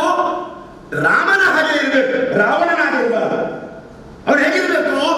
ನನ್ನ ಹಾಗೆ ಇರಬೇಕು. ಮೊಹಮ್ಮದ್ ಪೈಗಂಬರ್ ಹೇಳಿದ ಮಾತು, ನಾವು ದೇವರ ಮಕ್ಕಳಾಗಬೇಕು, ನಾವು ದೇವರ ಮಕ್ಕಳಾಗಬೇಕು, ನಾವು ದೇವರಿಂದ ಬಂದವರು ಎನ್ನುವುದನ್ನು ತೋರಿಸಿಕೊಡುವುದಕ್ಕಾಗಿ ಈ ಪ್ರಪಂಚದಲ್ಲಿ ಮನುಷ್ಯನನ್ನು ಸೃಷ್ಟಿಸಿದರು. ಮನುಷ್ಯ ಸೃಷ್ಟಿಸಿದ ನಂತರ ಮನುಷ್ಯ ಬದುಕಬೇಕಲ್ವಾ? ಅದಕ್ಕೆ 2 ಥಿಂಗ್ಸ್ ಕೊಟ್ಟಂತೆ, 2 ಟೂಲ್ಸ್ ಕೊಟ್ಟಂತೆ. ಇದೆರಡು ಬೇಕು. ಒಂದು ಲವ್, ಒಂದು ಪ್ರೀತಿ. ಎರಡನೇದ್ದು ಹ್ಯುಮ್ಯಾನಿಟಿ, ಮಾನವೀಯತೆ. ಈ ಎರಡನ್ನು ಕೊಟ್ಟರು, ಪ್ರೀತಿ ಮತ್ತು ಹ್ಯುಮ್ಯಾನಿಟಿಯನ್ನು ಕೊಟ್ಟು. ಸ್ವಲ್ಪ ಸಮಯದ ನಂತರ ಈ ಮನುಷ್ಯ ಏನ್ ಮಾಡಿದ? ಈ ಮೂಲಕಕ್ಕೆ ಬಂದ ಜಾತಿ ಸೃಷ್ಟಿಸಿದ. ಇದು ದೇವರು ಸೃಷ್ಟಿಸಿದ, ಮನುಷ್ಯ ಜಾತಿ ಸೃಷ್ಟಿಸಿದ. ಜಾತಿಯ ನಂತರ ಮನುಷ್ಯ ಏನ್ ಮಾಡಿದ? ಇದಕ್ಕೊಂದು ಧರ್ಮ ಮಾಡುವ, ಕುಲ ಕಸುಬುಗಳನ್ನು ಕೊಟ್ಟ, ಕುಲಗಳನ್ನು ಮಾಡಿದ. ಭಾರತ ದೇಶದಲ್ಲಿ 5,000 ಜಾತಿ, 7,500 ಉಪಜಾತಿ ಅಟ್ ಪ್ರೆಸೆಂಟ್ ಇದೆ. 6 ಧರ್ಮಗಳಿವೆ. ಫಸ್ಟ್ ಕ್ಲಾಸ್ ಆಗಿ ಅದನ್ನು ವ್ಯಾಖ್ಯಾನ ಮಾಡಿದೆ. ಜಾತ್ಯತೀತ ರಾಷ್ಟ್ರ ಎನ್ನುವ ನಮ್ಮ ಹೆಸರು ಇದೆ. ಮನುಷ್ಯ ಏನ್ ಮಾಡಿದ? ಜಾತಿ ಸೃಷ್ಟಿಸಿದ, ಧರ್ಮ ಸೃಷ್ಟಿಸಿದ. ಜಾತಿ ಧರ್ಮ ಸೃಷ್ಟಿಸಿದ ಆಯ್ತು. ಈ ಜಾತಿ ಏನು ಮಾಡಿತು? ಜಾತಿ ಪ್ರೀತಿಯನ್ನು ನಾಶ ಮಾಡಿಬಿಟ್ಟಿದ್ದು. ಈ ಜಾತಿಯವನಿಗೆ ಆ ಜಾತಿಯ ಪ್ರೀತಿ ಇಲ್ಲ. ಮನುಷ್ಯನ ಪ್ರೀತಿ ಅಲ್ಲ, ಜಾತಿ ಪ್ರೀತಿ ಶುರುವಾಯಿತು. ಜಾತಿ ಲವ್ ಅನ್ನು ನಾಶ ಮಾಡಿಬಿಟ್ಟಿತ್ತು. ಲವ್ಲೆಸ್ ಜಾತಿಗಳು ಇವತ್ತು. ಪ್ರಾಣಿಗಳಿಗಿರುವ ಪ್ರೀತಿ ನಮ್ಮಲ್ಲಿ ನಮಗಿಲ್ಲ. ನಮ್ಮ ನಾಯಿ ಮರಿಗೊಂದು ಮರಿ ಇಟ್ಟರೆ ಆ ಮರಿಗಳಲ್ಲಿ ಇರುವ ಪ್ರೀತಿ ಇವತ್ತು ನಮ್ಮ ಮರಿಗಳಲ್ಲಿ ನಮಗಿಲ್ಲ. ಅರ್ಥ ಮಾಡಿಕೊಳ್ಳಿ. ಪ್ರೀತಿ ನಾಶ ಮಾಡಿಬಿಟ್ಟ ಜಾತಿ ಹೆಸರು ಮಾಡಿ. ಪ್ರೀತಿ ನಾಶ ಅದು ಹೋಯ್ತು, ಹೋಗಲಿ. ಧರ್ಮ ಏನ್ ಮಾಡಿತು? ಮಾನವೀಯತೆಯನ್ನೇ ಕೊಂದಾಕಿತ್ತು. ಇನ್ನೊಬ್ಬರನ್ನು ನೋಡಿದ್ರೆ ಕಡಿದು ಕೊಲ್ಲುವ ಪರಿಸ್ಥಿತಿ ನಿರ್ಮಾಣ ಆಯಿತು. ಆಗ ಏನಾಯ್ತು? ದೇವರು ನೋಡಿದ್ರು, ಈ ಮನುಷ್ಯನಲ್ಲಿ ವಾದ ಕೇಳಿಯುವುದು ಅಷ್ಟು ಸರಿಯಾಗುವುದಿಲ್ಲ ಅಂತ ಹೇಳಿದ್ರು. ದೇವರೇ ನಮ್ಮನ್ನು ಬಿಟ್ಟು ಹೋಗಿದ್ದಾರೆ. ಈಗ ಅದೇ ಕಲಿಯುಗ. ಈಗ ದೇವರು ಬಿಟ್ಟು ಹೋದಾಗ ಈಗ ದೇವರ ಭಯ ಯಾರಿಗೂ? ಅಟ್ ಪ್ರೆಸೆಂಟ್ ನಾನೊಬ್ಬ ನಾಸ್ತಿಕನಾಗಿ ಹೇಳ್ತಾ ಇದ್ದೇನೆ, ಇಲ್ಲಿ ಕೂತವರು ಹೆಚ್ಚಿನವರು ಅವರೇ. ದೇವರ ಭಯ ಇಲ್ಲ ಮನುಷ್ಯನಿಗೆ. ಈಗ ನಿಮ್ಗೆ ಆದ್ರೂ ನನ್ನ ಮಹಾತ್ಮ ಗಾಂಧೀಜಿಯ ಆ ಪುಣ್ಯ ಭಾವಚಿತ್ರಕ್ಕೆ ಪುಷ್ಪಾರ್ಚನೆ ಅರ್ಚಿಸುವಾಗ ಯಾರಾದರೂ ಒಬ್ಬ ವಿದ್ಯಾರ್ಥಿಯಲ್ಲಿ ಕೈ ಮುಗ್ದದಿದೆಯೇ? ಅವರ ಶರೀರ ನೋಡಿ ನಿಮಗೆ ನಗು ಬರ್ಬೋದು. ಅವರ ಶರೀರದ ಆ ಒಂದು ಚಪ್ಪಲಿ ನೋಡಿ, ಅವರ ಒಂದು ಆ ಒಂದು ಭಾವಚಿತ್ರವನ್ನು ನೋಡಿ ನಿಮಗೆ ಯಾರನ್ನ ನೋಡಿದ್ರೆ ಖುಷಿ ಆಗ್ತದೆ? ಒಬ್ಬ ಸಿನಿಮಾ ನಟನನ್ನು ನೋಡಿದ್ರೆ ಖುಷಿ ಆಗ್ತದೆ. ಯಾರನ್ನ ನೋಡಿದ್ರೆ ಖುಷಿ ಆಗ್ತದೆ? ಬೇಜಾರು ಮಾಡಬೇಡಿ, ಇದು ನನ್ನ ಮಗನ ಕತೆ, ನನ್ನ ಮಗಳ ಕತೆ ಅಂತ ಹೇಳಿ ನಿಮ್ಮಲ್ಲಿ ಮಾತಾಡ್ತಾ ಇದ್ದಾರೆ. ಇವತ್ತು ನನ್ನ ಅಪ್ಪನನ್ನು ನೋಡುವಾಗ ಇವನು ನನ್ನ ರಿಯಲ್ ಹೀರೋ ಅಂತ ಹೇಳುವ ಭಾವನೆ ನಿಮಗೆ ಬರ್ತದೆ. ನನ್ನ ಗುರುಗಳನ್ನು ನೋಡುವಾಗ ನನಗೋಸ್ಕರ ಕಮಿಟೆಡ್ ಆಗಿ ಅವರು ಪಾಠ ಮಾಡ್ತಾರೆ ಎನ್ನುವಂಥ ಭಾವನೆ ಬರ್ತದೆ. ಅವರು ತಿರುಗಿ ಹೋಗುವಾಗ ನಾನು ಎಷ್ಟು ಅವರ ಬಗ್ಗೆ ಟೀಕೆ ಮಾತಾಡ್ತೇನೆ, ಎಷ್ಟು ಅವರ ಬಗ್ಗೆ ವ್ಯಂಗ್ಯ ಮಾತಾಡ್ತೇನೆ. ಇದು ನಿಮ್ಮ ಸ್ವಾಸ್ಥ್ಯಕ್ಕೆ ಒಳ್ಳೆಯದೇ ಎಂಬುದನ್ನು ಅರ್ಥ ಮಾಡಿಕೊಳ್ಳಿಕ್ಕೂ ಇವತ್ತು ಕಷ್ಟ ಆಗ್ತಾ ಇದೆ. ಕುಡಿತಕ್ಕೆ ಮತ್ತು ಮಾದಕ ವಸ್ತುಗಳ ಚಟಕ್ಕೆ ನನ್ನ ಅನುಭವದಲ್ಲಿ 22 ವರ್ಷದ ಅನುಭವದಲ್ಲಿ ಯಾವುದೇ ಕಾರಣ ಇಲ್ಲ. ನಾನು ಯಾವ ರಿಸರ್ಚ್ ನೋಡಿದಲ್ಲ, ಒಂದೇ ಕಾರಣ, ಓನ್ಲಿ ಒನ್ ರೀಸನ್. ಕುಡಿತಕ್ಕೆ ಮತ್ತು ಮಾದಕ ವಸ್ತುಗಳ ಚಟಕ್ಕೆ ಒಂದೇ ಒಂದು ಕಾರಣ, weak mind and weak personality. That's all. ದುರ್ಬಲ ಮನಸ್ಸು, ದುರ್ಬಲ ವ್ಯಕ್ತಿತ್ವ. ಯಾರಿಗೆ ಸ್ಟ್ರಾಂಗ್ ಮೈಂಡ್ ಇದೆ, ಯಾರಿಗೆ ಸ್ಟ್ರಾಂಗ್ ವಿಲ್ ಪವರ್ ಇದೆ, ಅವನು ಸ್ಮೋಕ್ ಮಾಡಲಿಕ್ಕೆ ಸಾಧ್ಯ ಇಲ್ಲ. ನಾನು ತುಂಬಾ ರಾಜಕಾರಣಿಗಳನ್ನು ನೋಡಿದ್ದೇನೆ. KG ಬೋಪಯ್ಯ ಅಂತ ಹೇಳಿದ್ದಾರೆ. ಅವ್ರು ಹೇಳ್ತಾರೆ, ಸಂಸ್ಕೃತಿಯ ಭಾಗ ಅದು ಅಲ್ಲ, ಮಡಿಕೇರಿ ಸಂಸ್ಕೃತಿಯ ಭಾಗ ಅದಲ್ಲ. ಒಂದು ವೇಳೆ ಸಂಸ್ಕೃತಿಯ ಭಾಗ ಆದರೆ ನಾನು ಕುಡಿಯಬೇಕಿತ್ತು, ನಾನು ಕುಡಿಯೋದಿಲ್ಲ. ಹಾಗಾಗಿ ಇವತ್ತು ಸಭಾಪತಿಯಾಗಿದ್ದೇನೆ ಎಂದು ಮಾತಾಡ್ತಾರೆ. ಆಂಜನೇಯ ಸಮಾಜ ಕಲ್ಯಾಣ ಇಲಾಖೆಯಲ್ಲಿ ಸಚಿವರಾಗಿದ್ದವರು ಹೇಳ್ತಾರೆ, ನನ್ನೊಟ್ಟಿಗೆ ಇದ್ದವರು ಇವತ್ತು ಸತ್ತು ಹೋದ್ರು, ನಾನು ಇವತ್ತು ಸಚಿವನಾಗಲಿಕ್ಕೆ ಕಾರಣ ನಾನು ಕುಡಿಯೋದಿಲ್ಲ. ದೇವೇಗೌಡರು, ತುಂಬಾ ಜನರು ನಾವು ಸಾತ್ವಿಕರನ್ನು ಕಾಣಬಹುದು ರಾಜಕೀಯದಲ್ಲಿ. ನಮ್ಮ ಉಸ್ತುವಾರಿ ಸಚಿವರಾಗಿದ್ದಂತ ರೈಗಳು ಅವರೊಂದು ದಿವಸ ಸರ್ಪ್ರೈಸ್ ಆಗ್ತಾರೆ ಮತ್ತು ಅಲ್ಲಿ ಕೆಳಗಿದ್ದವನನ್ನ ಆಲ್ಕೋಹಾಲಿಕ್ ಅನ್ನ ನೋಡಿ, ನೀನ್ ಯಾಕೆ ಮರ ಇಲ್ಲಿ ಕೂತಿದ್ದಿ, 10ನೇ ಕ್ಲಾಸಲ್ಲಿದ್ದಂಥ ಕ್ಲಾಸ್ಮೇಟ್ಸ್ಗಳು ಒಂದೇ ಬೆಂಚಲ್ಲಿ ಕೂತ್ಕೊಂಡು ಪಾಠ ಓದಿದವರು ಕೊಯ್ಲದ ಒಬ್ಬ ವ್ಯಕ್ತಿಯನ್ನು ತೋರಿಸಿ ನಾನು ಭಾಷಣ ಮಾಡಲ್ಲ ಅಂತ ಹೇಳಿದ್ರು. ಯಾಕೆ? ಭಾವುಕಾರ ನನ್ನ ಕ್ಲಾಸ್ಮೇಟ್ ಅಲ್ಲ, ಇವತ್ತು ಮಧ್ಯವರ್ತಿ ಶಿಬಿರದಲ್ಲಿ ಶಿಬಿರಾರ್ಥಿ ಆಗಿದ್ದಾನೆ, ಅವನು ಬುದ್ಧಿವಂತ ಹುಡುಗ, ನನ್ನಷ್ಟು ಬುದ್ಧಿವಂತ ಅಲ್ಲ, ನನಗಿಂತ 10 ಪಾಲು ಬುದ್ಧಿವಂತ ಹುಡುಗ ಇವತ್ತು ಕೆಳಗೆ ಶಿಬಿರದಲ್ಲಿದ್ದಾನೆ. ನಾನು ರಾಜ್ಯದ ಉಸ್ತುವಾರಿ ಇವತ್ತು ಸಚಿವನಾಗಿದ್ದೇನೆ. ಇದಕ್ಕೆ ಕಾರಣ ಅವನಲ್ಲ, ಇದಕ್ಕೆ ಕಾರಣ ನಾನಲ್ಲ. ಒಂದು ಸಮಾಜ, ಎರಡನೇದು ಈ ಮದ್ಯಪಾನ ಅಂತ ಹೇಳ್ತೇನೆ. ಹಾಗೆ ಮಾಡಿ ಹೇಳ್ತೇನೆ, ಫಸ್ಟ್ ಈಗ ಯಾರಾದರೂ ಸ್ಮೋಕ್ ಮಾಡಿದ್ರೆ ಮುಟ್ಟಬೇಡಿ. ಫಸ್ಟ್ ಸ್ಮೋಕಿಂಗ್, ನೆಕ್ಸ್ಟ್ ಚ್ಯೂವಿಂಗ್, ಜಗಿಯು. ಈವನ್ ಚ್ಯೂವಿಂಗ್ ಗಮ್ ಅನ್ನ ಇವತ್ತಿನಿಂದ ನೀವು ಸ್ಟಾಪ್ ಮಾಡಿ. One of the bad habit. ತಿನ್ನೋದು, ಎಲ್ಲೋ ಉಗಿಯೋದು, ಯಾರ ಶೂಗಳಿಗೆ, ಕೆಲವರು ಕುರ್ಚಿಯಲ್ಲಿ ಇಟ್ಬಿಡ್ತಾರೆ ರ್ಯಾಗಿಂಗ್ ಮಾಡಲಿಕ್ಕೆ. ಅವನು ಇದ್ದಲ್ಲೆಲ್ಲ ಅಂಟಿಸಿಕೊಂಡು ಹೋಗ್ತಾರೆ ಪಾಪ. ಇದರಲ್ಲೆಲ್ಲ ಜೋಕ್ ಅಲ್ಲ. ಜೋಕ್ ಮಾಡೋದು ಎಲ್ಲಿ? ಜೋಕ್ ಮಾಡುವ ಅದರಲ್ಲಿ ಮಾಡಬೇಕು ನಾವು, ಎಲ್ಲದರಲ್ಲಿ ಜೋಕ್ ಮಾಡೋದಲ್ಲ. ಹಾಗಾಗಿ ದಯಮಾಡಿ ಹೇಳ್ತೇನೆ, ಇವನ್ ಚ್ಯೂಯಿಂಗ್ಸ್, ಯಾವುದು ಚ್ಯೂಯಿಂಗ್ ಅಮ್ಮನ್ನು ನೀವು ನಿಲ್ಲಿಸಬೇಕು. ಇವತ್ತು ಕಾಲೇಜುಗಳಲ್ಲಿ, ಕಾಲೇಜ್ ಆಸುಪಾಸುಗಳಲ್ಲಿ ವಿವಿಧ ಫ್ಲೇವರ್ಗಳ ಡ್ರಗ್ ಜೆಲ್ಗಳು, ಚಾಕ್ಲೇಟ್ಗಳು ಬಂದಿವೆ. ದಯಮಾಡಿ ಜೆಲ್ ಚಾಕ್ಲೇಟ್ ಅನ್ನ ಇವತ್ತಿನಿಂದ ಬಿಟ್ಟು ಬಿಡಬೇಕು. ಎನಿ ಜೆಲ್ ಚಾಕ್ಲೇಟ್ ನೀವು ಮುಟ್ಟಬೇಡಿ. ಅದಕ್ಕೆ ಫ್ಲೇವರ್ ಒಳಗೆ ಇಂಜೆಕ್ಟ್ ಮಾಡಿ ಬಿಡ್ತಾರೆ. ದಯಮಾಡಿ ಹೇಳ್ತೇನೆ, ಇದರಲ್ಲಿ ತುಂಬಾ ವಿದ್ಯಾರ್ಥಿಗಳು ಬಲಿಯಾದದ್ದಿದೆ. ಇತ್ತೀಚೆಗೆ ನಿಮಗೆ ಗೊತ್ತಿರಬಹುದು, ಒಂದು ಕಾಲೇಜ್ ಹೆಸರು ಹೇಳಲ್ಲ, ಪೇಪರ್ ಅಲ್ಲಿ ಬಂದಿತ್ತು, ನಾನು ಹೇಳಲ್ಲ. ಕಾಲೇಜಿನ ಲಿಫ್ಟ್ ಅಲ್ಲಿ ಗಾಂಜಾ ಸಪ್ಲೈ ಆಗ್ತಿತ್ತು, ಕಾಲೇಜಿನ ಗಲ್ಲಿಯಲ್ಲಿ ಗಾಂಜಾ ಸಪ್ಲೈ ಆಗ್ತಿತ್ತು. ನಮ್ಮ ಈಗಿನ ಪೊಲೀಸ್ ಇಲಾಖೆ ತುಂಬಾ ಪವರ್ಫುಲ್ ಆಗಿ ಕೆಲಸ ಮಾಡ್ತಾ ಇದೆ. ನಾನು ಅವರಿಗೆ ಹೆಡ್ಸಪ್ ಮಾಡ್ತೇನೆ, ಧನ್ಯವಾದ ಕೊಡ್ತೇನೆ. ಯಾಕಂದ್ರೆ ಈಗ ಅವರು ಎಚ್ಚೆತ್ತಿದ್ದಾರೆ, ಇನ್ನು ಮುಂದೆ ಬರ್ತಾರೆ, ಅವರು ಬಿಡುವುದಿಲ್ಲ. ಇವತ್ತು ಕೇರಳ, ಕಾಸರಗೋಡು, ಕುಂಬ್ಳೆ ಈ ಬೆಲ್ಟ್ ಇವತ್ತು ಬಹಳ ಅಪಾಯದ ರೀತಿಯಲ್ಲಿದೆ. ಇದನ್ನ ಸ್ವತಃ ಪೊಲೀಸರೇ ಹೇಳ್ತಾರೆ.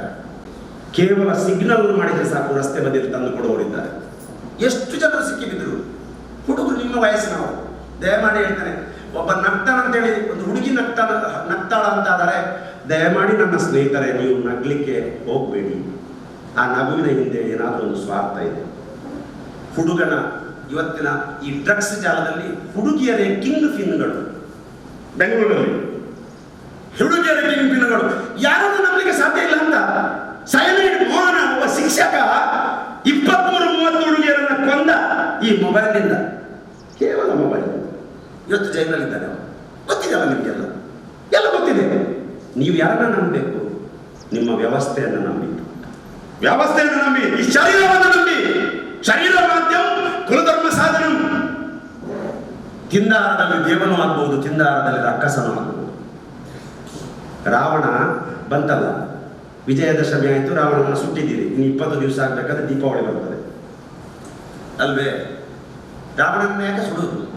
ರಾವಣನ ಸುಟ್ಟು ಪ್ರಯೋಜನ ಇಲ್ಲ. ಇಂಥ ದುಶ್ಚಟಗಳನ್ನು ಸುಡುವುದರ ಮೂಲಕ ರಾವಣನನ್ನು ಸುಡುವ ಕೆಲಸ ಆಗಬೇಕು ಅಂತೇಳಿ ದುರ್ಗೆಯ ಸಂದೇಶ ಹೇಳ್ತಾರೆ. ಅದಕ್ಕೆ ದಯಮಾಡಿ ಹೇಳ್ತೇನೆ, ನೀವು ಅರ್ಥ ಮಾಡ್ಕೊಳ್ಬೇಕಾದ ವಿಷಯ ಇಷ್ಟೇ, ನೀವು ತಿಳ್ಕೊಳ್ಬೇಕಾದ ವಿಷಯ ಇಷ್ಟೇ.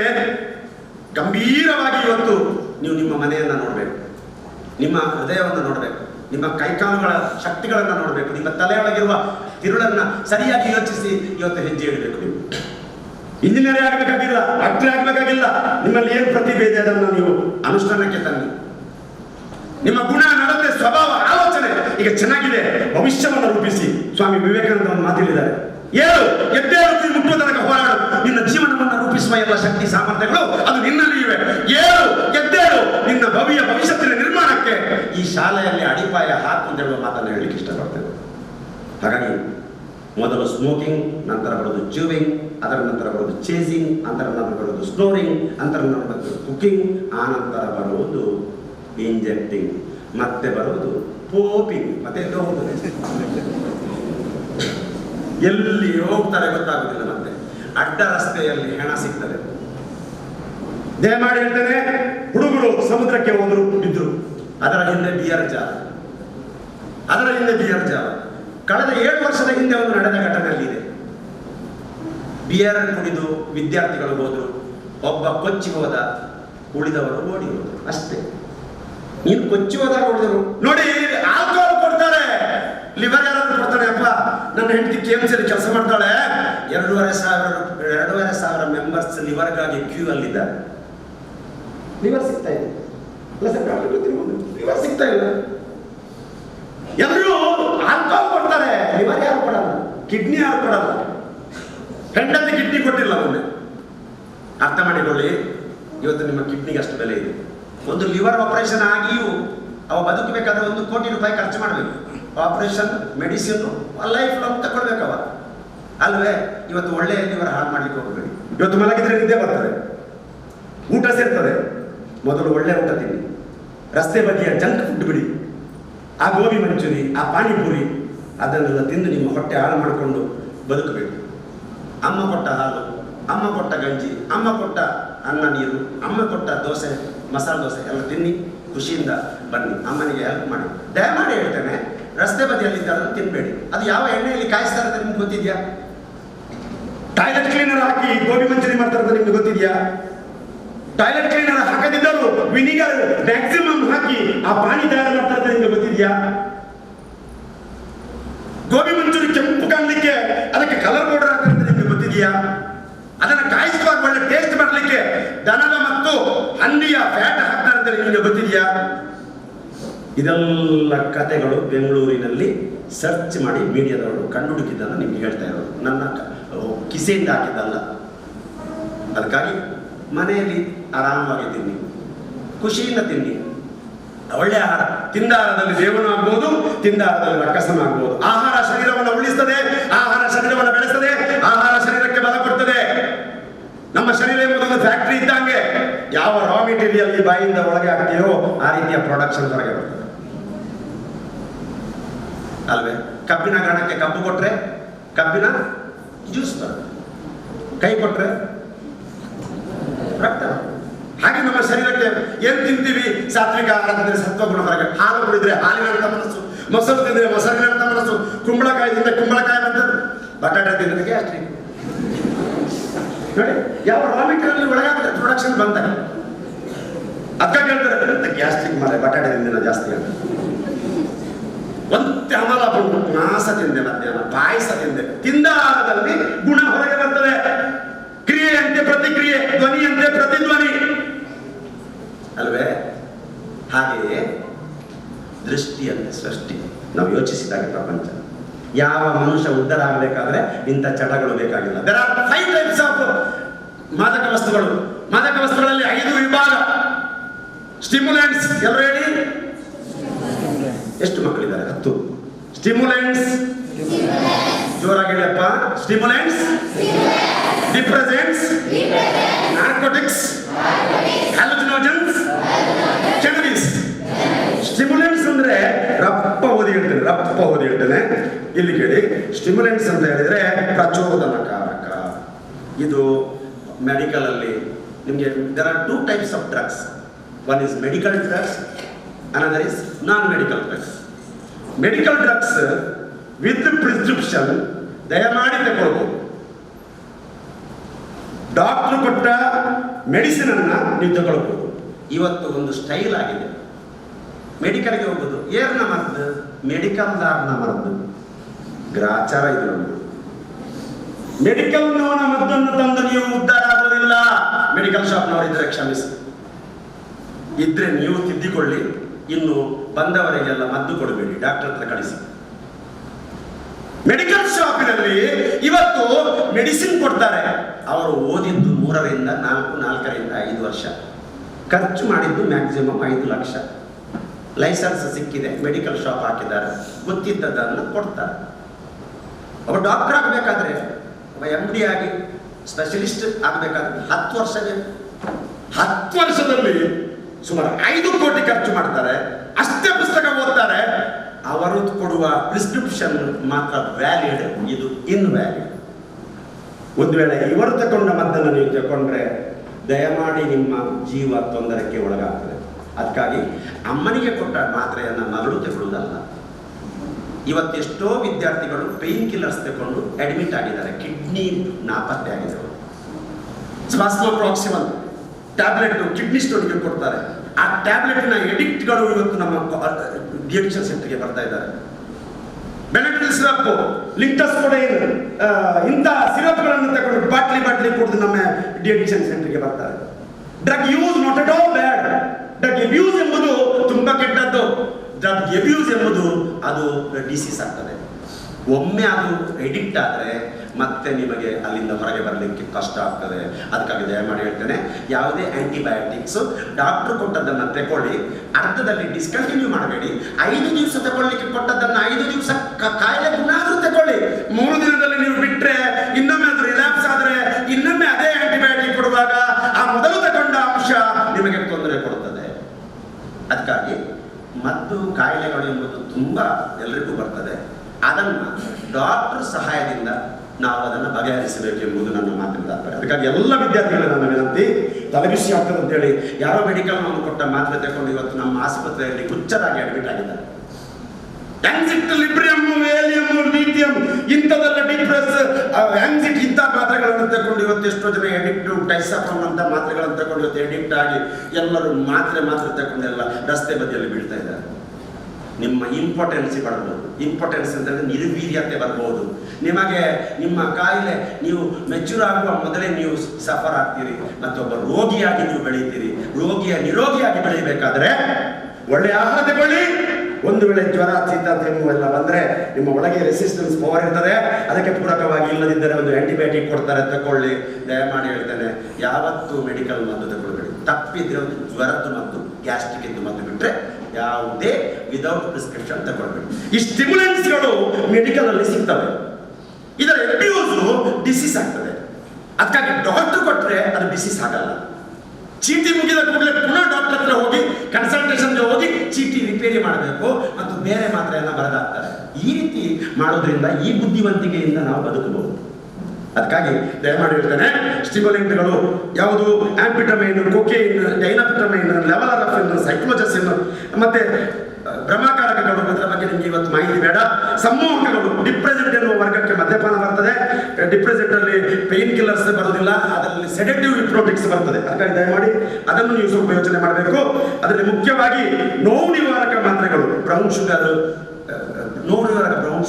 ಅಪೀನು, ಮರ್ಫೈನ್, ಕೊಡೈನ್, ಡೈಹೈಡ್ರೋಮಾರ್ಫಿನ್, ಪೆಥಡಾನ್, ಹೆರೋಯಿನ್, ಮೆಥಡಾನ್, ಹೊಗೆಸೊಪ್ಪು ಪದಾರ್ಥಗಳು, ಕೈನಿನ್, ಚಿಲುಮೆ, ಗುಡಗಡಿ, ಪೈಪ, ಜಾಜೇಲಿ, ಮಾತಿನ ಮಿಠಾಯಿ, ಹಾದಿ, ಕಾಚು, ಜರ್ದ, ಹಂಸು, ಪಾನ್ಪರ ಇದೆಲ್ಲ ತಿಂಡಿ ಹೆಸರಲ್ಲ, ಡ್ರಗ್ಸ್ಗಳ ಹೆಸರು.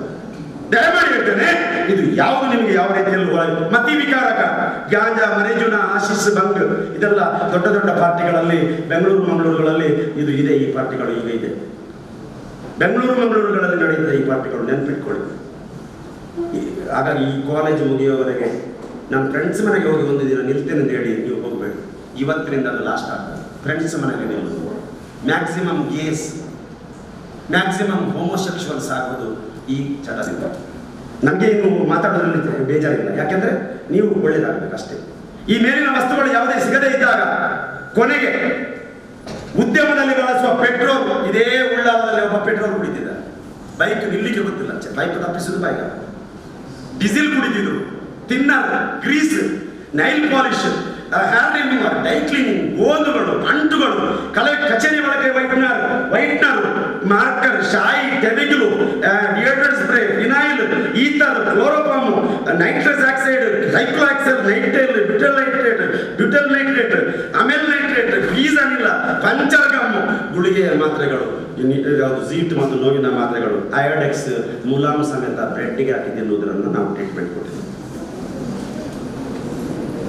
ಈಗ ಗೊತ್ತಾಯ್ತಾ ಎಷ್ಟು ಹೇಸಿಗೆ ಅಂತ. ಇದು ಈಗ ಬರೋದಿಲ್ಲ, ಕೊನೆಗೆ ಇದೇ ಬರೋದು. ಕೊನೆಗೆ ನಮ್ಮ ಸರ್ಟಿಫಿಕೇಟ್ ಯಾವುದು ಕೆಲಸ ಮಾಡಲ್ಲ. ನಾವು ಸ್ಕೂಲಿಗೆ ಹೋದದ್ದು ವೇಸ್ಟು, ನಾವು ಹುಟ್ಟಿದ್ದೇ ವೇಸ್ಟ್ ಆಗ್ತದೆ. ಅದಕ್ಕಾಗಿ ಲಾಸ್ಟ್ ನನ್ನ ವರ್ಡ್, ವ್ಯಸನ ಅಂದರೆ ಸಿಂಬಳದಲ್ಲಿರುವ ಸೊಳ್ಳೆ ಅಂತೆ. ಸಿಂಬಳ ಬೇಡ ಅಂತೇಳಿ ನಾವು ಬಿಸಾಡ್ತೀವಿ, ಸೊಳ್ಳೆ ಬಂದು ಕೂರುತ್ತೆ, ತಿನ್ನುತ್ತೆ, ಹೊಟ್ಟೆ ತುಂಬುತ್ತೆ. ಇನ್ನು ಹಾರಬೇಕು ಅಂತ ಹೇಳುವಾಗ ಕಾಲದಕ್ಕೆ ಅಂಟಿಕೊಳ್ಳುತ್ತೆ. ಹಾಗೆ ಚಟ ನಿಮಗೆ ಅಂಟಿಕೊಳ್ಳುತ್ತೆ, ಅದರಲ್ಲಿ ಬಿದ್ದು ಸಾಯ್ತೀವಿ. ಭಸ್ಮಾಸುರನಾಗಿ ಅವನ ತಲೆ ಮೇಲೆ ಕೈ ಇಟ್ಟು ಸಾಯುವ ಪರಿಸ್ಥಿತಿ ನಿರ್ಮಾಣ ಆಗುತ್ತೆ. ಅದಕ್ಕಾಗಿ ಈ ಏಜು ತುಂಬ ರಿಸ್ಕಿ ಏಜ್. ಜೀವನ ಅಂದರೆ 7ರ ಮಗ್ಗಿ, 7ರಲ್ಲಿ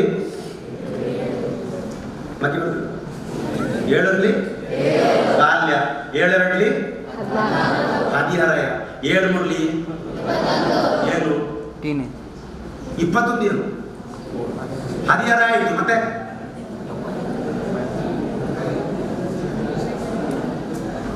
ನೀನೇನಪ್ಪ 7 ಮುರಳಿ ಹೇಳು, ಆಚೆ ನೋಡಬೇಡ. ಏನು ಹೇಳು? 21 ಏನು 21 ಏಜಿಗೆ ಹೇಳುದು? ಬಾಲ್ಯ ಹದಿಹರೆಯ ಹೇಳಪ್ಪ ಜೋರಾಗಿ. Correct answer, correct. ಯೌವನ ಇಂದು ಮಿಸ್ಟೇಕ್, ಇದು ತಪ್ಪು. ನಮಗೆ ಯೌವನ ಅಲ್ಲ. ನಿಮ್ಗೆ ಏನಾದರೂ ಹೇಳಿದ್ರೆ ಏನು ಹೇಳ್ತಾರೆ? ನಿಮ್ಗೆ ಸ್ಕೂಟರ್ ಬಿಡ್ಲಿಕ್ಕೆ ಹೇಳ್ತಾರ? ಸ್ಕೂಟರ್ ಬಿಟ್ರೆ ಲೈಸೆನ್ಸ್ 18 ಆಗಬೇಕು. 18 ಆಗಲಿಲ್ಲ ಬರ್ತಿ. ನಿಮ್ಮ ವಯಸ್ಸು ಯೌವನ ಅಲ್ಲ. ನೀನು ಹುಡುಗ, ನೀನು ಹುಡುಗಿ. ಕಾಲೇಜ್ ಹುಡುಗ, ಕಾಲೇಜು. ನೀನು ಕಾಲೇಜಿಗೆ ಹೋಗಂತ ಹೇಳ್ತಾರ? ಇದು ತಪ್ಪು ನಾವು ಮಾಡೋದು. ಹಾಗಾಗಿ ಈ ಏಜಲ್ಲಿ ಯೌವನ ಎನ್ನುವ ವರ್ಡನ್ನು ತೆಗ್ದಾಕಿ. You are still dependent. Independent ಆಗಲಿಲ್ಲ, ಅರ್ಥ ಮಾಡಿಕೊಳ್ಳಿ. ಇಂಡಿಪೆಂಡೆಂಟ್ ಭಾವನೆ ಬಂದ್ರೆ ನೀನು ಹೋಗ್ತಿ. ಒಂದು ಉದಾಹರಣೆ ಹೇಳ್ತೇನೆ. ಒಂದು ಗಾಳಿಪಟ ಬಿಟ್ಟಿತ್ತಂತೆ. ಗಾಳಿಪಟ ಬಿಟ್ಟು ಮೇಲೆ ಮೇಲೆ ಮೇಲೆ ಮೇಲೆ ಹೋಯ್ತು. ಎಷ್ಟು ಮೇಲೆ ಹೋಯ್ತು ಅಂದ್ರೆ ಸಮುದ್ರದ ಬದಿಯಲ್ಲಿ ಬಿಟ್ಟದ್ದು ಎತ್ತರಕ್ಕೆ ಹೋದಾಗ ಗಿಡುಗ ಮತ್ತು ಗಾಳಿಪಟ ಲೆವೆಲ್. ಆಗ ಗಿಡುಗಡ ಕೇಳಿತಂತೆ ಗಾಳಿಪಟದಲ್ಲಿ, ಗಾಳಿಪಟ ನಾನು ಇಷ್ಟು ಎತ್ತರಕ್ಕೆ ಬರಬೇಕಾದ್ರೆ ಮಾರಾಯ ಎಷ್ಟು ಪ್ರಯತ್ನ ಮಾಡಿದ್ದೇನೆ, ನೀನು ನೋಡ್ತಾ ನೋಡ್ತಾ ಇರ್ಬೇಕಾದ್ರೆ ಮೇಲೆ ಬಂದಿಯಲ್ಲ, ಏನಿದು ಕತೆ ಅಂತೇಳಿ ಗಿಡುಗ ಗಾಳಿಪಟದಲ್ಲಿ ಕೇಳಿತಂತೆ. ಆ ಗಾಳಿಪಟ ಹೇಳಿತಂತೆ, ನೀನು ನೋಡ್ತಾ ಇದ್ದೀಯಲ್ಲ, ನೋಡ್ತಾ ಇದ್ದಾಗ ನಿನ್ನ ಲೆವೆಲ್ಗೆ ನಾನು ಬಂದೆ.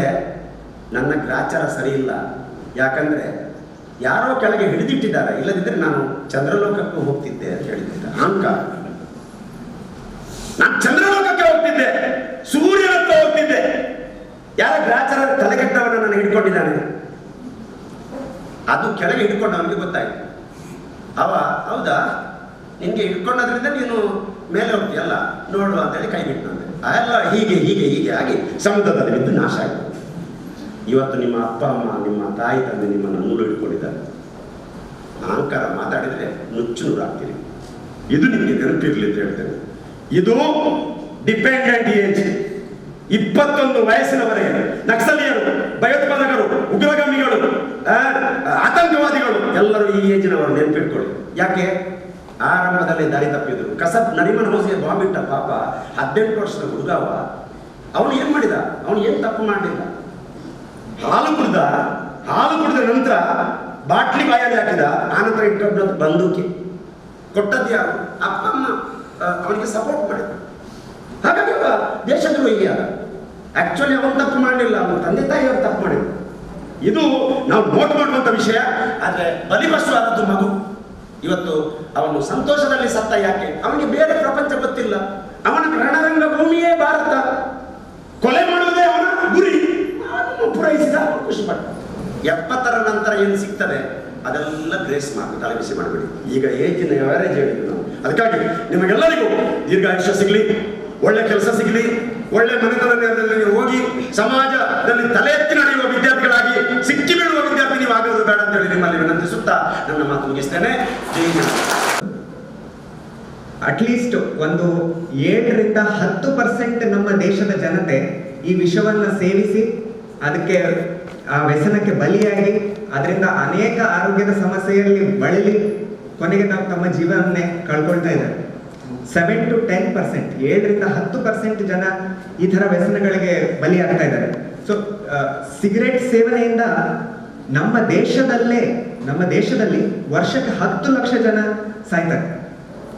ಅದರ ಅರ್ಥ ಏನ್ ಬರುತ್ತೆ ಗೊತ್ತಾ? 10 ಸೆಕೆಂಡಿಗೆ ಒಬ್ರು ತಮ್ಮ ಜೀವವನ್ನು ಕಳ್ಕೊಳ್ತಾ ಇದ್ದಾರೆ ಆಲ್ಕೋಹಾಲ್ ಮತ್ತೆ ಸಿಗರೆಟ್ ಸೇವನೆಯಿಂದ.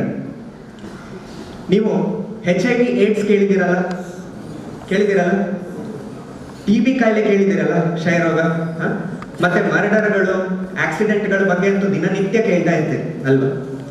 ಇದು 3 ಕಾರಣಗಳಿಂದ ಎಷ್ಟು ಜನ ವರ್ಷಕ್ಕೆ ಸಾಯ್ತಾರಲ್ಲ, ಅದಕ್ಕಿಂತ ಜಾಸ್ತಿ ಆಲ್ಕೋಹಾಲ್ ಮತ್ತೆ ಸಿಗರೆಟ್ ಸೇವನೆಯಿಂದ ಜನರು ಸಾಯ್ತಾರೆ.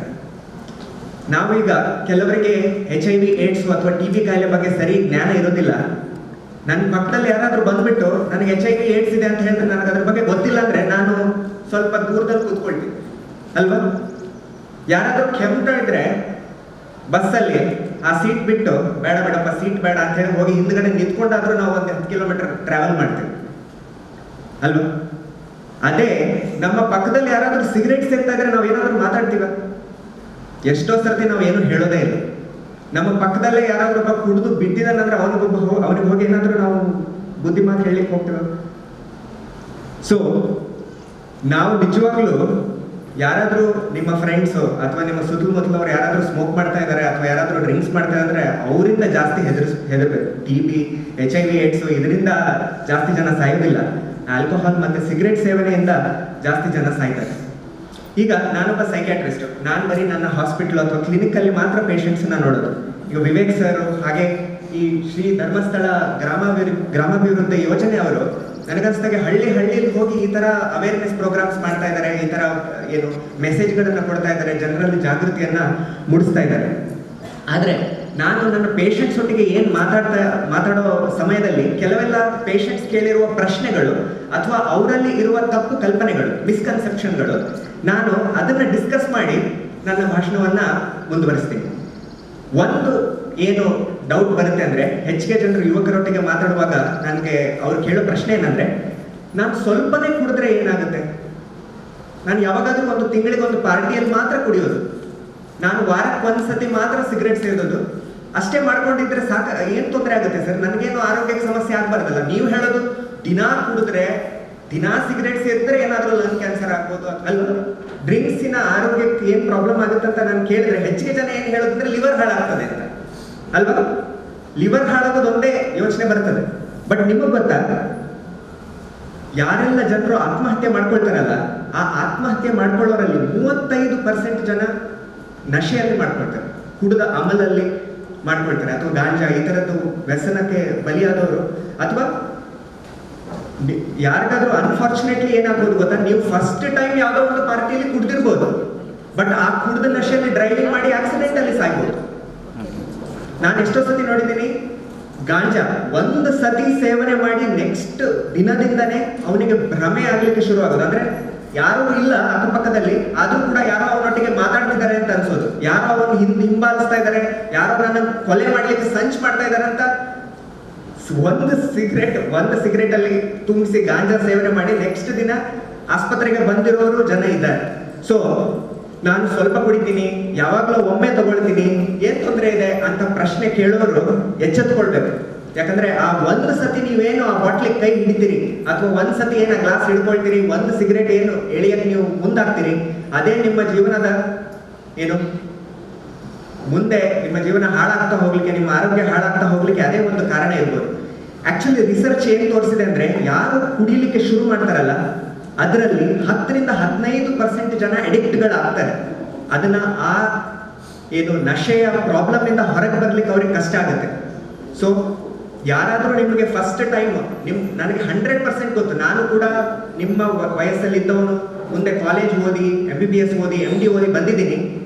ನನಗೆ ಎಷ್ಟೋ ಜನ ಒಂದ್ಸತಿ ಕುಡಿಮರೆ ಏನಾಗುತ್ತೆ, ನೀನ್ ಮದುವೆ ಆಗ್ತಾ ಇದೆ ಇನ್ನೊಂದು ತಿಂಗಳಲ್ಲಿ, ಇವತ್ತು ಬ್ಯಾಚುಲರ್ ಪಾರ್ಟಿ, ಇವತ್ತಾದ್ರೂ ಕುಡಿಮರೆ ಒಂದ್ಸತಿ ಏನಾಗುತ್ತೆ ಅಂತ ಹೇಳಿ ಎಷ್ಟೋ ಜನ ಒಳ್ಳೆಯವರು, ಅವರೇನು ಕೆಟ್ಟ ಜನ ಅಲ್ಲ, ಬಟ್ ಎಷ್ಟೋ ಜನ ಮುಂದಾಗ್ತಾರೆ. ಆ ಥರ ನಿಮ್ಗೆ ಏನು ನಿಮ್ಗೆ ಪ್ರಚೋದಿಸ್ತಾರೆ ಅಥವಾ ನಿಮ್ಗೆ ಟೆಂಪ್ಟ್ ಆಗೋ ಹಾಗೆ ಮಾಡ್ತಾರೆ, ನಿಮ್ಗೆ ಆಸೆ ಬರೋ ಹಾಗೆ ಮಾಡ್ತಾರೆ. ಆ ಟೈಮಲ್ಲಿ ನೀವು ನಾನು ತಗೊಳ್ಳೋದಿಲ್ಲ, you have to say no at that time. ಆಗ ನೋ ಹೇಳದಿದ್ರೆ ಮುಂದೆ ಕಷ್ಟ ಆಗ್ತಾ ಹೋಗುತ್ತೆ. ಮತ್ತೆ ಏನ್ ಗೊತ್ತಾ ಸರ್, ಕೆಲವು ಡಾಕ್ಟರ್ಗಳೇ ಈ ತರ ತಪ್ಪು ಏನು ವಿಷಯವನ್ನು ಹೇಳ್ತಾರೆ, ಸ್ವಲ್ಪ ಕುಡಿದ್ರೆ ಹಾರ್ಟಿಗೆ ಒಳ್ಳೇದು ಕೇಳಿರ್ಬೋದು. ನನಗನ್ಸ್ದಾಗೆ ಕೆಲವು ಜನ ಇಲ್ಲಿ ಸ್ವಲ್ಪ ಕುಡಿದ್ರೆ, ಒಂಚೂರು ವೈನ್ ಕುಡಿದ್ರೆ, ರೆಡ್ ವೈನ್ ಕುಡಿದ್ರೆ ಹಾರ್ಟಿಗೆ ಒಳ್ಳೇದು, ಹಾರ್ಟ್ ಗಟ್ಟಿ ಇರುತ್ತೆ ಅಂತ. ಬಟ್ ಆಕ್ಚುಲಿ ಅಂದ್ರೆ ಅದು ಸುಳ್ಳು. ರಿಸರ್ಚ್ ಇವಾಗ ಮತ್ತೆ ರಿಸರ್ಚ್ ಮಾಡಿ ಜನರು ಏನ್ ತೋರಿಸಿದಾರೆ ಅಂದ್ರೆ, ಆಲ್ಕೋಹಾಲ್ ತಗೊಳ್ಳೋದು ಯಾವುದೇ ರೀತಿಯಲ್ಲೂ ಕೂಡ ದೇಹಕ್ಕೆ ಒಳ್ಳೇದಲ್ಲ. ಮತ್ತೆ ವರ್ಷಕ್ಕೆ 30 ಲಕ್ಷ ಜನ ಜಗತ್ತಲ್ಲಿ ಸಾಯ್ತಾ ಇರ್ಬೇಕಾದ್ರೆ ಇದನ್ನ ಕುಡಿದ್ರೆ ನಿನಗೆ ಹಾರ್ಟಿಗೆ ಒಳ್ಳೇದು ಅಂತ ಹೇಳೋ ಡಾಕ್ಟರ್ಗಳು ನನಗಂತೂ ಇಷ್ಟ ಆಗಲ್ಲ. ಸೊ ಆ ಥರದ ತಪ್ಪು ನಂಬಿಕೆಗಳು ಇಟ್ಕೊಳ್ಬಾರ್ದು. ಇನ್ನು ಕೆಲವರು ಏನ್ ಹೇಳ್ತಾರೆ ಅಂದ್ರೆ, ಸರ್ ಹೇಳ್ತಾ ಇದ್ರು, ಕೆಲವರಿಗೆ ಸೈಕಾಲಜಿಕಲ್ ಪ್ರಾಬ್ಲಮ್ಸ್ ಇದ್ರೆ ಕುಡಿಯೋಕೆ ಶುರು ಮಾಡ್ತಾರೆ. ಕೆಲವರಿಗೆ ನಾನು ಕುಡಿದ್ರೆ ಸರ್ ನನಗೆ ಧೈರ್ಯ ಬರುತ್ತೆ, ನನಗೆ ಎಲ್ಲರೊಟ್ಟಿಗೆ ಮಾತಾಡ್ಲಿಕ್ಕೆ ಧೈರ್ಯ ಬರುತ್ತೆ, ಅಥವಾ ಏನಾದ್ರೂ ಮನೆಯಲ್ಲಿ ಏನಾದ್ರೂ ಫಂಕ್ಷನ್ ಇದ್ರೆ ಎಲ್ಲರೊಟ್ಟಿಗೆ ಬೆರೀಲಿಕ್ಕೆ ಧೈರ್ಯ ಬರುತ್ತೆ, ಅಥವಾ ಅವರೆಲ್ಲರೂ ಡ್ಯಾನ್ಸ್ ಏನಾದ್ರೂ ಮಾಡ್ತಾ ಇದ್ರೆ ಅದರಲ್ಲಿ ಡ್ಯಾನ್ಸ್ ಮಾಡ್ಲಿಕ್ಕೆ ನನಗೆ ಧೈರ್ಯ ಬರುತ್ತೆ, ಇಲ್ಲದ್ರೆ ನನಗೆ ಹೋಗಕ್ಕೆ ಹೆದರಿಕೆ ಆಗುತ್ತೆ ಅಂತ ಹೇಳಿ. ಸೊ ಎಷ್ಟೋ ಜನ ಈ ತರ ಭಯ ಇರೋರು, ಜನರ ಮಧ್ಯ ಮಾತಾಡ್ಲಿಕ್ಕೆ ಭಯ ಇರೋರು, ಅಥವಾ ಒಳಗಡೆ ಏನಾದ್ರೂ ಖಿನ್ನತೆ, ಆತಂಕ, ಈ ತರ ಸಮಸ್ಯೆ ಇರೋರು ಎಷ್ಟೋ ಜನ ಕುಡಿಲಿಕ್ಕೆ ಬಲಿ ಆಗ್ಬೋದು. ಆ ಥರ ಏನಾದರೂ ನಿಮ್ಮಲ್ಲಿ ಪ್ರಾಬ್ಲಮ್ಸ್ ಇದ್ರೆ ಸರ್ ಹೇಳಿದ ಹಾಗೇನೆ ಯಾರಾದ್ರೂ ಡಾಕ್ಟರ್ ಹತ್ರ ಹೋಗಿ ಕೌನ್ಸಿಲಿಂಗ್ ಮಾಡಿಸ್ಕೊಡಿ. ಅಥವಾ ಏನಾದರೂ ನಿಜವಾಗ್ಲೂ ಏನಾದರೂ ಸೀರಿಯಸ್ ಆಗಿರುವ ಮನಸ್ಸಿನ ಕಾಯಿಲೆಗಳಿದ್ರೆ, ಖಿನ್ನತೆ ಅಥವಾ ಆತಂಕದ ಕಾಯಿಲೆಗಳಿದ್ರೆ ಅದಕ್ಕೆ ಒಳ್ಳೆ ಮದ್ದುಗಳುಂಟು, ಕೌನ್ಸಿಲಿಂಗ್ ಉಂಟು.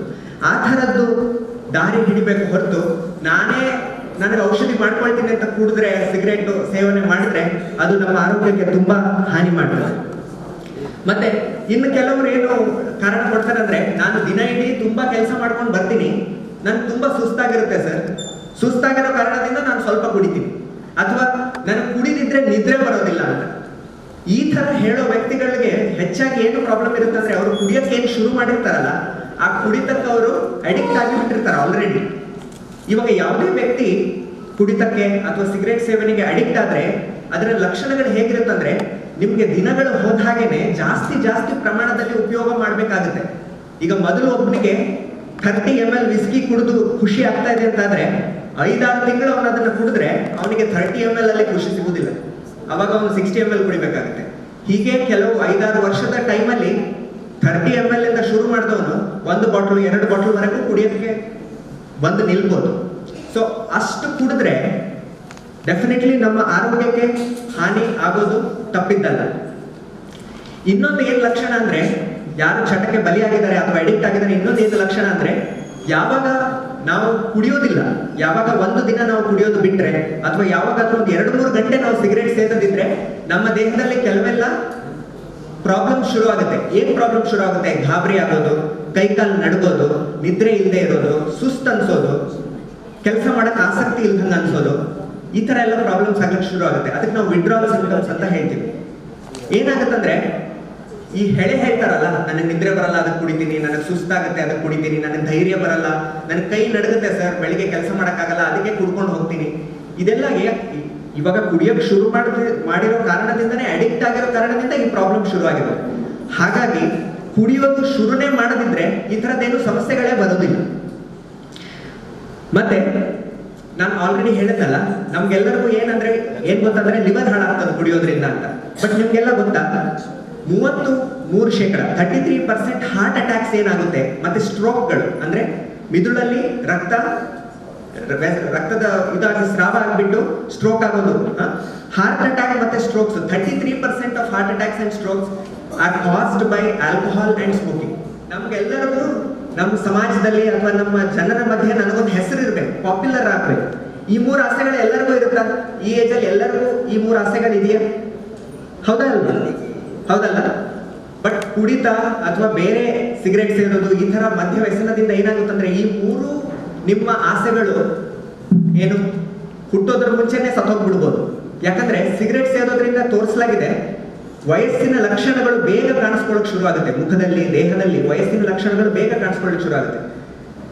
ಹಲ್ಲುಗಳು ಗೊತ್ತು ನಿಮ್ಗೆ ಏನಾಗ್ಬೋದು, ತಂಬಾಕು ತಿನ್ನೋರಲ್ಲಿ ಅಥವಾ ಸಿಗರೇಟ್ ಸೇದೋರು ಹಲ್ಲು ಬಾಯಿಗಳನ್ನ ನೋಡಿದ್ರೆ ಗೊತ್ತಾಗುತ್ತೆ ನಿಮ್ಗೆ ಅಲ್ವಾ?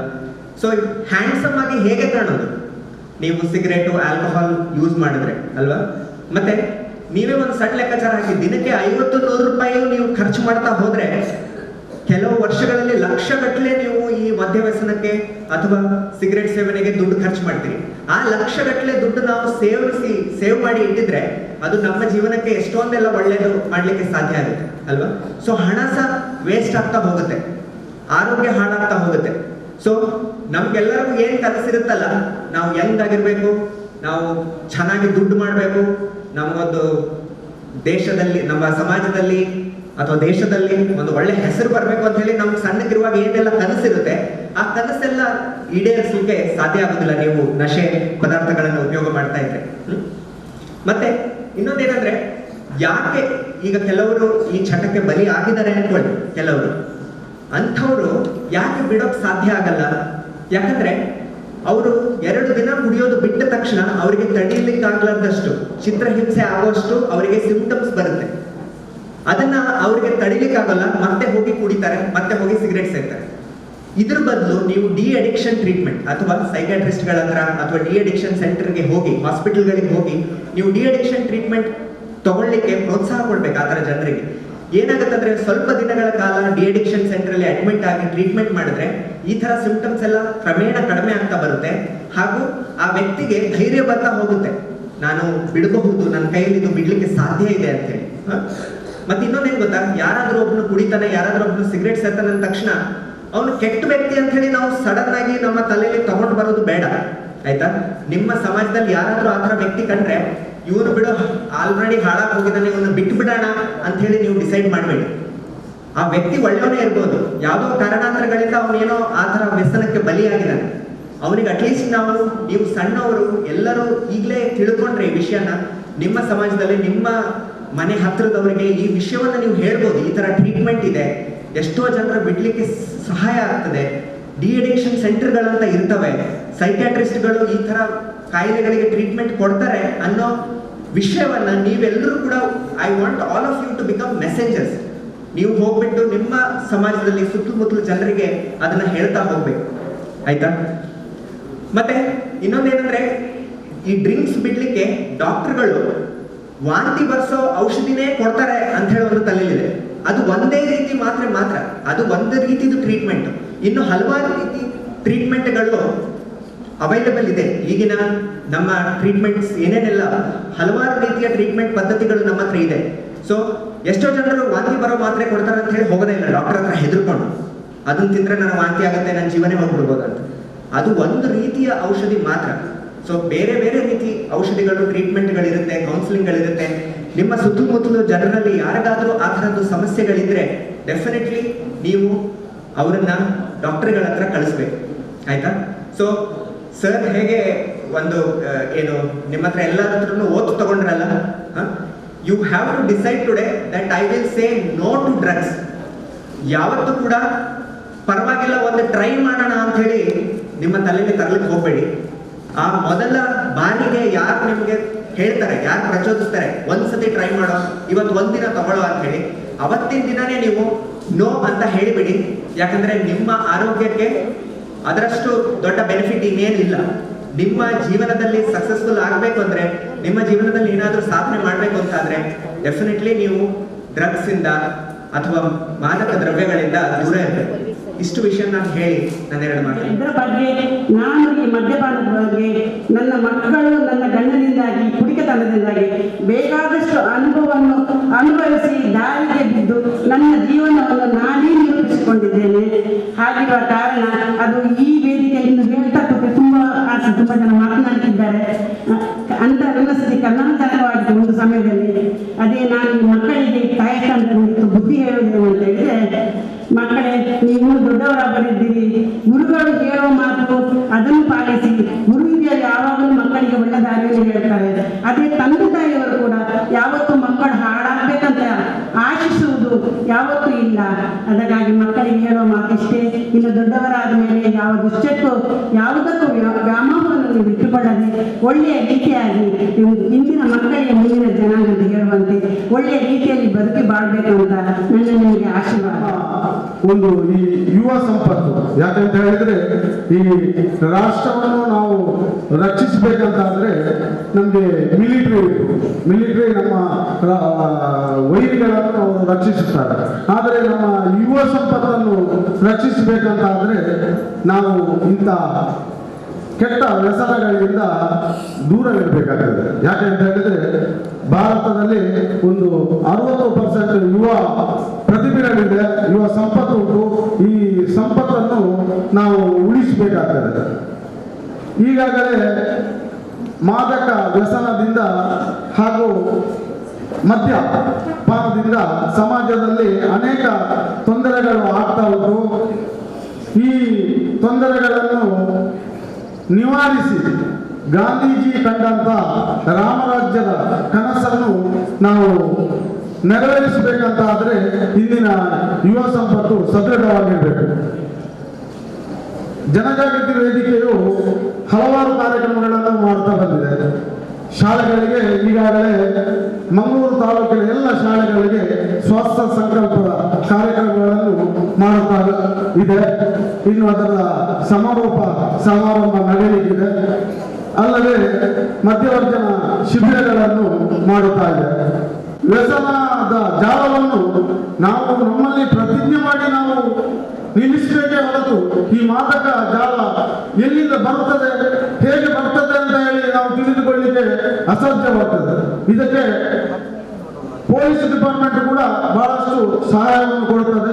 ಮೊನ್ನೆ ಮಂಗಳೂರಿನಲ್ಲಿ ಕೂಡ ನಾವು ಜಾಥಾವನ್ನು ಬಹಳ ಯಶಸ್ವಿಯಾಗಿ ಮಾಡಿದ್ದೇವೆ. ಅವರು ನಮ್ಮ ಈ ಅಖಿಲ ಕರ್ನಾಟಕ ಜನಜಾಗೃತಿ ವೇದಿಕೆ ಮತ್ತು ಮಂಗಳೂರು ತಾಲೂಕು ಗ್ರಾಮಾಭಿವೃದ್ಧಿ ಯೋಜನೆಯನ್ನು ಪ್ರಶಂಸಿಸಿದ್ದಾರೆ.